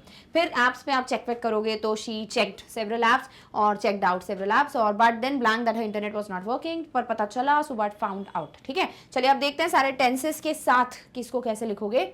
So Suhasini wanted to, अभी देखो टू है ना, टू के साथ रूल है कि आप हमेशा इसके साथ V1 का ही इस्तेमाल करेंगे। तो गो है तो गो को गो रहने दो, उसको वेंट गॉन कृपया करके ना बनाए। So to go out with her mother, तो शी वांटेड लिखा है ना, पुराना बता ही दिया वो पास्ट का, बाकी टू के आगे गो लिखोगे। तो वो अपनी मॉम के साथ बाहर जाना चाहती थी, कहाँ, एक बुक शॉप पर। Her mother came back late home very late. अब यहाँ पर केम जो है ये पास्ट टेंस है, इसका मतलब पूरा पैराग्राफ पास्ट में चलेगा, ठीक है। She said that her car broke down on the way back. Broke down, break का past broke, ठीक है। तो उन्होंने कहा कि मेरी गाड़ी जो है वो जब मैं वापस आ रही थी तो गाड़ी खराब हो गई। She had to look for a mechanic. To है, कुछ भी मत सोचो, सीधे V1 लगा दो तो टू लुक फॉर ही रहेगा।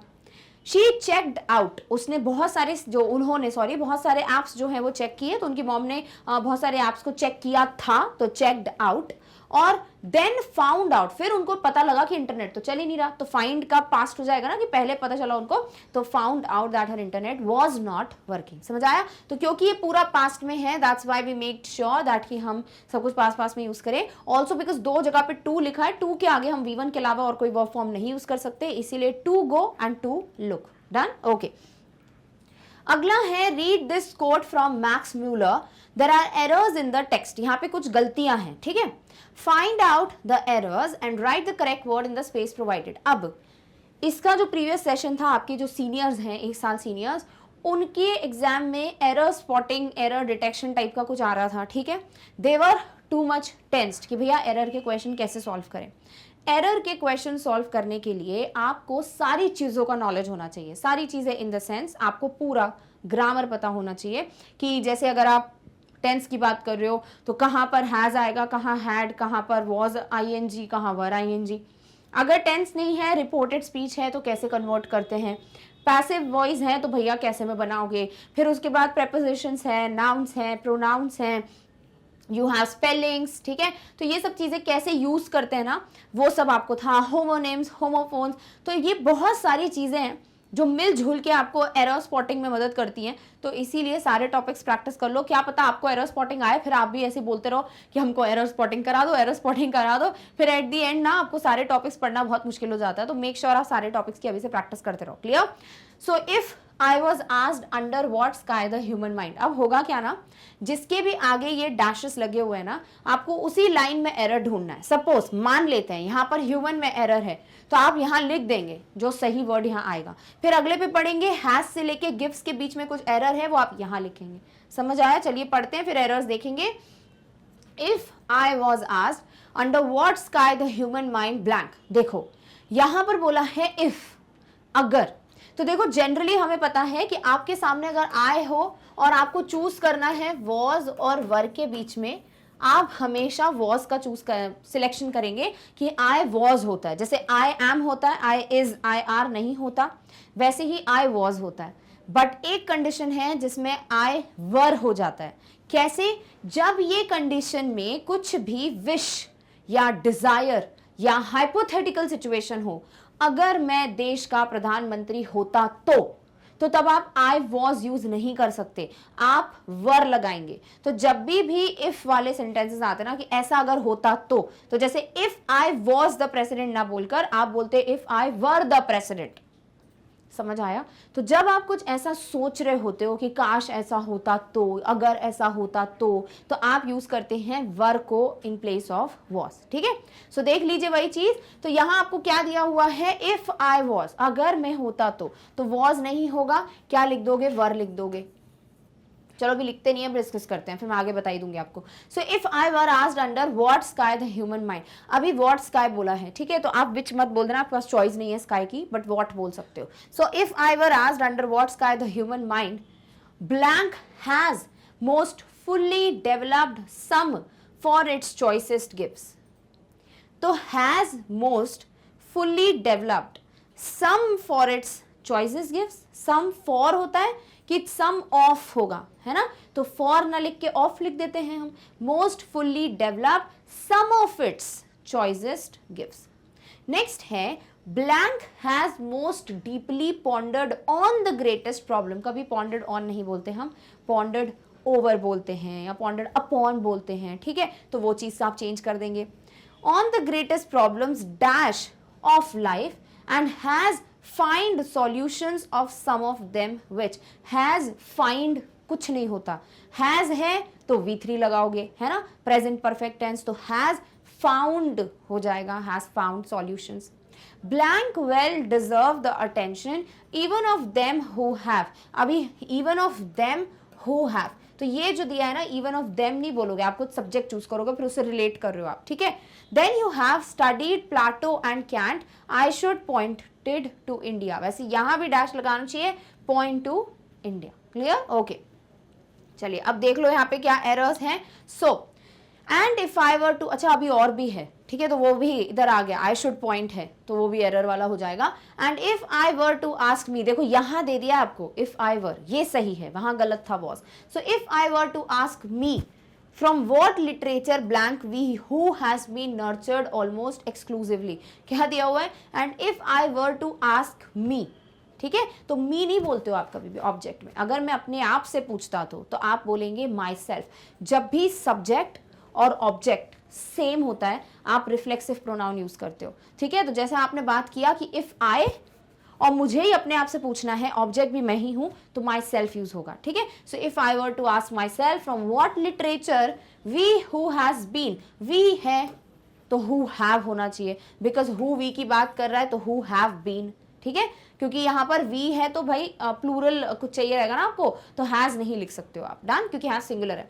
Have been nurtured almost exclusively on the thoughts of Greeks and Romans and of the Semitic race, the Jewish may draw the corrective which is most want in order, draw the corrective which is most wanted, want क्या होता है, which is the most want, in order to make our inner life more perfect, more comprehensive, more universal, in fact most truly human alive, again I should point to life। clear, चलिए अब फटाफट से इसके errors देख लीजिए।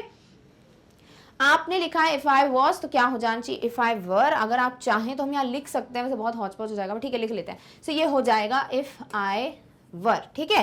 Next आपको ये हमने पता कर लिया था। नेक्स्ट देखो क्या दिया है, फॉर ना आके ऑफ होगा, सम फॉर गलत है, जैसे मैंने बोला था सम ऑफ हो जाएगा, तो ये गलत है, तो इफ आई वर और सम ऑफ हो जाएगा यहाँ पर, बिल्कुल हमने पता लगा लिया था। थर्ड देखते हैं हम पता लगा पाए कि नहीं। ऑन नहीं ओवर होना चाहिए, तो मैंने बोला ना पॉन्डर ओवर बोल लो, पॉन्डर अपॉन बोल लो, तो पॉन्डर्ड ओवर, ठीक है। नेक्स्ट क्या है भाई, फाउंड आ जाना चाहिए, हैज फाइंड है तो देखिए फाइंड नहीं आके फाउंड आएगा, देम ना आके दोज आएगा, तो इतना हम लिख लेते हैं। तो देखिए हमने पहले ही पता कर लिया था इसको कि यहां हो जाएगा फाउंड, क्योंकि हैज है तो V3 आएगा। देन यू हैव यहां पर some of those, even of those, क्योंकि आप ऑलरेडी रिलेटिव यूज कर रहे हो, तो गो विथ समथिंग जो कि सब्जेक्टिव हो थोड़ा। So though studied Plato and Kant, I should point to India हो जाना चाहिए यहाँ पे। सो ये हो गया आपका पहला बैच, डन। चलिए अब आगे बढ़ेंगे नेक्स्ट पे। नेक्स्ट में एरर्स जो दिए हुए हैं वो हो गया, देखो पॉइंट यहाँ पे ना डैश नहीं है शायद बना हुआ, क्योंकि ये गलत है, मैंने आपको पहले ही बोला, तो यहाँ डैश मान लो बना हुआ है और ये पॉइंट हो जाएगा, ठीक है। शायद बुक में हो तो आप देख सकते हैं, तो क्या कर दोगे इधर पे पॉइंट कर दोगे। चलिए आगे बढ़ते हैं। नेक्स्ट आपको दिया हुआ है and if I were to ask from what, तो मी ना आके माई सेल्फ हो जाएगा, दिया हुआ है। हैज ना आके हैव हो जाएगा, वांट नहीं आके वांटेड, और मोस्ट ना आके मोर, ठीक है। तो देख लीजिए यहाँ पर, तो ये हो गया क्या, माई सेल्फ, जो हम पहले आइडेंटिफाई कर चुके थे। फिर क्या था, हैज नहीं आएगा क्योंकि वी बोला है, वी हमेशा हैव यूज करेगा। क्यों करेगा यूज, रीजन भी बताना चाहिए, वी प्लूरल है, हैज सिंगुलर है, ही शी इट हैज यूज करते हैं, बाकी सब हैव यूज करेंगे, ठीक है। नेक्स्ट हो गया आपका क्या, मोस्ट, तो ये हो गया मोर, है ना। सो ये हो, सॉरी यहाँ तो वांटेड आ जाएगा, ये वांट नहीं वांटेड, और यहां दिया हुआ है मोर कॉम्प्रिहेंसिव, मोर यूनिवर्सल, इनफैक्ट मोर, क्योंकि हर चीज मोर मोर मोर चल रही है, आप मोस्ट में आ गए। सो ये हो गया आपका मोर। समझ आया? तो ये कुछ एरर्स थे, क्या गलती थी, कहाँ क्या आएगा, सब कुछ क्लियर हो गया है। डन? ओके चलिए। सो एरर करेक्शन में कोई एरर क्यों है और वहां क्यों कुछ आएगा, वो सब आपके पास जवाब होना चाहिए कि भाई ऐसा है तो क्यों है। क्लियर? तो ये सारे एरर्स हैं, मतलब जो इनकरेक्ट है, और ये सारे उसके आंसर्स हैं। डन? ऑलराइट, चलिए आगे बढ़ते हैं। You have read in the passage A Journal of the Plague Year by Daniel Defoe, अभी थोड़ी देर पहले पढ़ा हमने, about how the news of plague was reported. What are the means of reporting today? तो आप इसको ना आंसर ऐसे लिख सकते हो, या तो आप सीधे सीधे लिख दो कि अभी जो है सोशल मीडिया आ गया है, अभी प्रिंट मीडिया आ गया है और इससे बड़ा ईजी हो गया है, या फिर आप सीधे नाम दे दो कि हाँ आजकल न्यूज़पेपर्स हैं, आजकल व्हाट्सएप है, आजकल सोशल मीडिया साइट्स हैं, आजकल आपके पास टेलीग्राम है, you have SMS, mail, etcetera etcetera. तो आप ये सब भी मेंशन कर सकते हो, और दोनों ही मिला के लिखना है तो ऐसे लिख सकते हो। Means of reporting today are email, SMS, WhatsApp, Facebook, Instagram, LinkedIn, mobile phone etcetera. तो ये कुछ एप्स भी बता दिया आपने, डिवाइस भी बता दिया, और कैसे भेजते हैं वो भी बता दिया। या फिर आप इसमें मिक्स कर दें, the print media and electronic media both are helpful means of reporting. तो ऐसा भी लिख सकते हो कि today there are so many helpful means of reporting. For example we have print media and electronic media, we have a lot of social media apps, we have a lot of platforms such as email, SMS etcetera etcetera करके लिख देख सकते हैं। Clear? सो इस तरीके से आपके पास 3 से 4 तरीके हैं, जैसे आपको आंसर लिखना हो वैसे लिखो। हमेशा यही चीज फॉलो करो, कभी रटो मत। आपको लगता है ये भी तरीका हो सकता है, ये भी तरीका हो सकता है, ये भी तरीका हो सकता है, सारे लिख के देखो, और आपको जो बेस्ट लगे वो आपके लिए सबसे अच्छा आंसर होगा। आपकी नॉर्मल प्रैक्टिस में देखोगे, एग्जाम टाइम पे मत करना 4 आंसर लिख के ये गलत, ये गलत, ये गलत, ये अच्छा है, ठीक है? तो वो तो डेफिनेटली करोगे भी नहीं, इतना सिली सा मिस्टेक, बट फिर भी एग्जाम के लिए लोग बैठे होते हैं कि तब देखेंगे क्या गलतियां निकल रही हैं। बट अभी से प्रैक्टिस करो, आपको समझ आएगा कि आप कहाँ पे क्या मिस्टेक कर देते हो। डन? ओके। अगला क्वेश्चन है, right a report on any one of the following: conservation of environment, plantation of trees, waste disposal, water harvesting, and the cleanliness drive under Swachh Bharat Abhiyan carried out in your locality. तो आपको इनमें से जो भी लिखना है वो लिख सकते हो। सपोज आपको लगता है कि मैं सारे टॉपिक्स पे लिख सकता हूँ, सारे टॉपिक पे लिखना, जैसे आपने लिखा कंजर्वेशन ऑफ एनवायरनमेंट, तो इसमें आपको सब लिखना पड़ेगा कि क्या होता है कंजर्वेशन, क्यों जरूरत है, ठीक है? कुछ फैक्ट्स गैदर कर सकते हो तो वो लिख लो। आप क्या कर रहे हो, तो ये यहाँ लोगों को क्या फॉलो करना चाहिए वो सब लिख दें। दूसरा आता है प्लांटेशन ऑफ ट्रीज, भाई पेड़ लगाने के ऊपर आप क्या लिख सकते हैं? तो सबसे पहले तो बताओ कि बहुत ज़्यादा डिफॉरेस्टेशन हो रहा है, लोग अपने बेनिफिट्स के लिए, सेल्फिशनेस के लिए पेड़ काट रहे हैं, जिसके नुकसान क्या है वो लिखिए, पेड़ लगाने के फायदे क्या हैं वो लिखिए, पेड़ लगाना कितना आसान काम है वो लिखिए, आप कितने पेड़ लगाते हैं, आप क्या कर रहे हो, वो सब लिखो, ठीक है? नेक्स्ट, वेस्ट डिस्पोजल, कचरा फेंकने का जो सिस्टम है वो लिखिए कि उसकी वजह से कितनी गंदगी होती है, स्मेल फैलती है, मॉस्किटोज होते हैं, मच्छरों की वजह से बीमारियां फैलती हैं, और जितना अनहाइजीनिक हम रहेंगे उतना ज़्यादा बीमार पड़ेंगे हम लोग। तो ये सारी चीज़ें, मक्खियाँ बैठती हैं, फिर वही खाने में आके बैठेंगी हमारे, तो इससे बीमारियाँ फैलती हैं, ठीक है? तो आपको जो जो नॉलेज है आप लिख सकते हैं। नेक्स्ट आ जाइए वाटर हार्वेस्टिंग पे। तो भैया इस पे तो बहुत सारी चीज़ें हैं, आप एक बार टाइप करिए वाटर हार्वेस्टिंग। आई थिंक आप ये साइंस में पढ़ चुके होंगे, 7th 8th 9th कभी तो पढ़ा ही हुआ होगा आपने, तो वो लिख सकते हो। स्वच्छ भारत अभियान सबको पता है, ठीक है? इसके बारे में लिख दो। अभी इन योर लोकेलिटी है तो इसमें आप अपनी अपनी लोकेलिटी का जो भी एक्सपीरियंस है वो लिख सकते हैं। समझ आ गया? जैसे आप लिख सकते हो कि अभी स्वच्छ भारत अभियान के अंतर्गत ये सब कुछ हो रहा है, हमारी कॉलोनी में हमेशा एक कचरा गाड़ी आती है, वो पूरा कचरा वचरा सब लेके जाती है, तो फिर गली में कचरा नहीं फेंकते लोग, कैसे सफाई चल रही है, there are different compartments in the truck for the wet कचरा, फॉर द ड्राई कचरा। तो ऐसे करके सब कुछ आप इंग्लिश में लिख सकते हो, जो भी आपको नॉलेज है। मैं आपको स्वच्छ भारत अभियान पे कुछ चीजें दूंगी कि कैसे लिखते हैं। लोकेलिटी वाला कुछ नहीं लिख रही हूं मैं, बिकॉज वो आप सबका अलग अलग पॉइंट ऑफ व्यू होगा, बट मेक श्योर आप सारे टॉपिक्स अपने आप से कवर अप करें, क्योंकि हर एक टॉपिक पे लिखने का अभी वीडियो को बढ़ाने का के अलावा और कुछ मुझे नहीं दिख रहा है इन सब चीज़ों में, इसीलिए हम बाकी टॉपिक्स जो हैं वो लिख सकते हैं। आई फील आप लिख सकते हो, कोशिश करना। साथ ही साथ स्वच्छ भारत अभियान भी आप लिख सकते हैं, बट एक उठाना था तो I have just selected this topic, इस पे बात करते हैं, ठीक है? चलिए देखते हैं इस पे कैसे कैसे आप लिख सकते हो। So Swachh Bharat Abhiyan is a campaign which was launched by the Prime Minister of India Narendra Modi. तो स्वच्छ भारत अभियान एक कैंपेन था जिसे नरेंद्र मोदी जी, जो कि हमारे देश के प्राइम मिनिस्टर हैं, उन्होंने लॉन्च किया था। द स्वच्छ भारत अभियान is the most significant cleanliness campaign by the government of India. तो GOI यानी गवर्नमेंट ऑफ इंडिया के थ्रू सबसे सक्सेसफुल या सबसे ज्यादा सिग्निफिकेंट क्लेanलीनेस कैंपेन जो है वो स्वच्छ भारत अभियान है। Shri Narendra Modi led a cleanliness pledge at India Gate, which about 30 lakh government employees across the country joined. And he also flagged off a walkathon at Rajpath and surprised people by joining in, not just for a token few steps, but marching with the participants for a long way. तो यहाँ पर सब कुछ दिया हुआ है, कैसे हुआ, प्लेज किया, उस दिन कैसे वॉकेथॉन, जैसे मैराथन होता है ना वैसे वॉकेथॉन था, और उन्होंने भी ज्वाइनिंग किया टू विद द पार्टिसिपेंट्स, और कैसे बहुत टाइम तक उन्होंने वॉकेथॉन का पार्ट बने रहे। ऐसे करके कुछ चीज़ें हैं जो आप जितनी गैदर कर सकते हो उतना लिखो, एंड ऑल्सो फिर आप अपनी लोकेलिटी का इन्फॉर्मेशन ऐड कर सकते हो। डन, ओके चलिए। The Government of India initiated in 2014 to eliminate open defecation and improve solid waste management. तो ये जो पर्टिकुलर कैंपेन था इसको कब इनिशिएट किया, स्टार्ट किया गया इन 2014, और बेसिकली इसके दो मोटिव थे कि भैया जो डिफिकेशन है, जो ओपन में लोग स्टूल पास करते हैं, वो चीज़ों को बंद करना क्योंकि उससे बहुत ज़्यादा बीमारियां फैल रही हैं, एंड सॉलिड वेस्ट को मैनेज कैसे करना है वो भी बहुत बड़ी चीज़ है। क्योंकि क्या होता है ना, कचरा चलो एक जगह आ तो गया बट उसका मैनेजमेंट नहीं होता तो क्या हो रहा है, फिर एक जगह कचरा पड़ रहा है जो बहुत गलत है हमारे अर्थ के लिए भी, हमारे प्लैनेट के लिए, ग्राउंड के लिए, एज इन ओवरऑल हर चीज के लिए। It is a restructured version of Nirbhar Bharat Abhiyan launched in 2009 that failed to achieve its intended targets.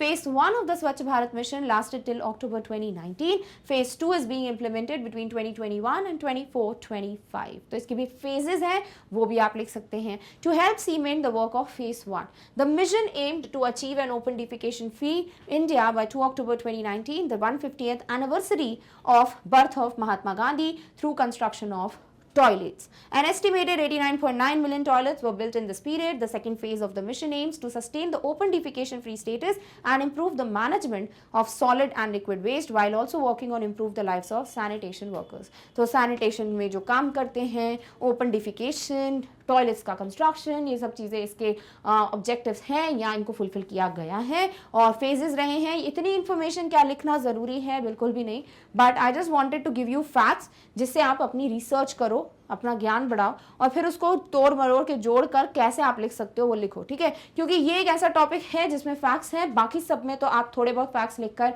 अपना खुद का भी पॉइंट ऑफ व्यू लोगे तो भी बहुत काम चल जाएगा। Done, okay. So this is how we are done with the discussion of your unit 4, which is from the diary of Anne Frank. I hope आपको सारे questions clear हो गए। The last one, the स्वच्छ भारत अभियान 1, आपको अपना locality का जो भी व्यू पॉइंट है, जो भी आप देख रहे हो स्वच्छ भारत अभियान का स्टेप, उसे लिखोगे, एंड मेक श्योर जितने भी बाकी के टॉपिक्स हैं उन्हें भी अटेम्प्ट करो, because you will get a wider view of how do you present your answers. So this is how we are done with the solutions of this unit. I hope you enjoyed it because I enjoyed it while teaching it. So definitely I hope you don't have any queries in your mind. Still you have any doubts, you are welcome to mention those doubts in the comment section, and once I'll read it I can just reply it personally, or I would let you know in the other video. But for today this is much. I hope this is everything that was helpful. Now we will meet very soon in the next video with the next topic. Till then, take care of yourself. Thank you so much for watching. Bye.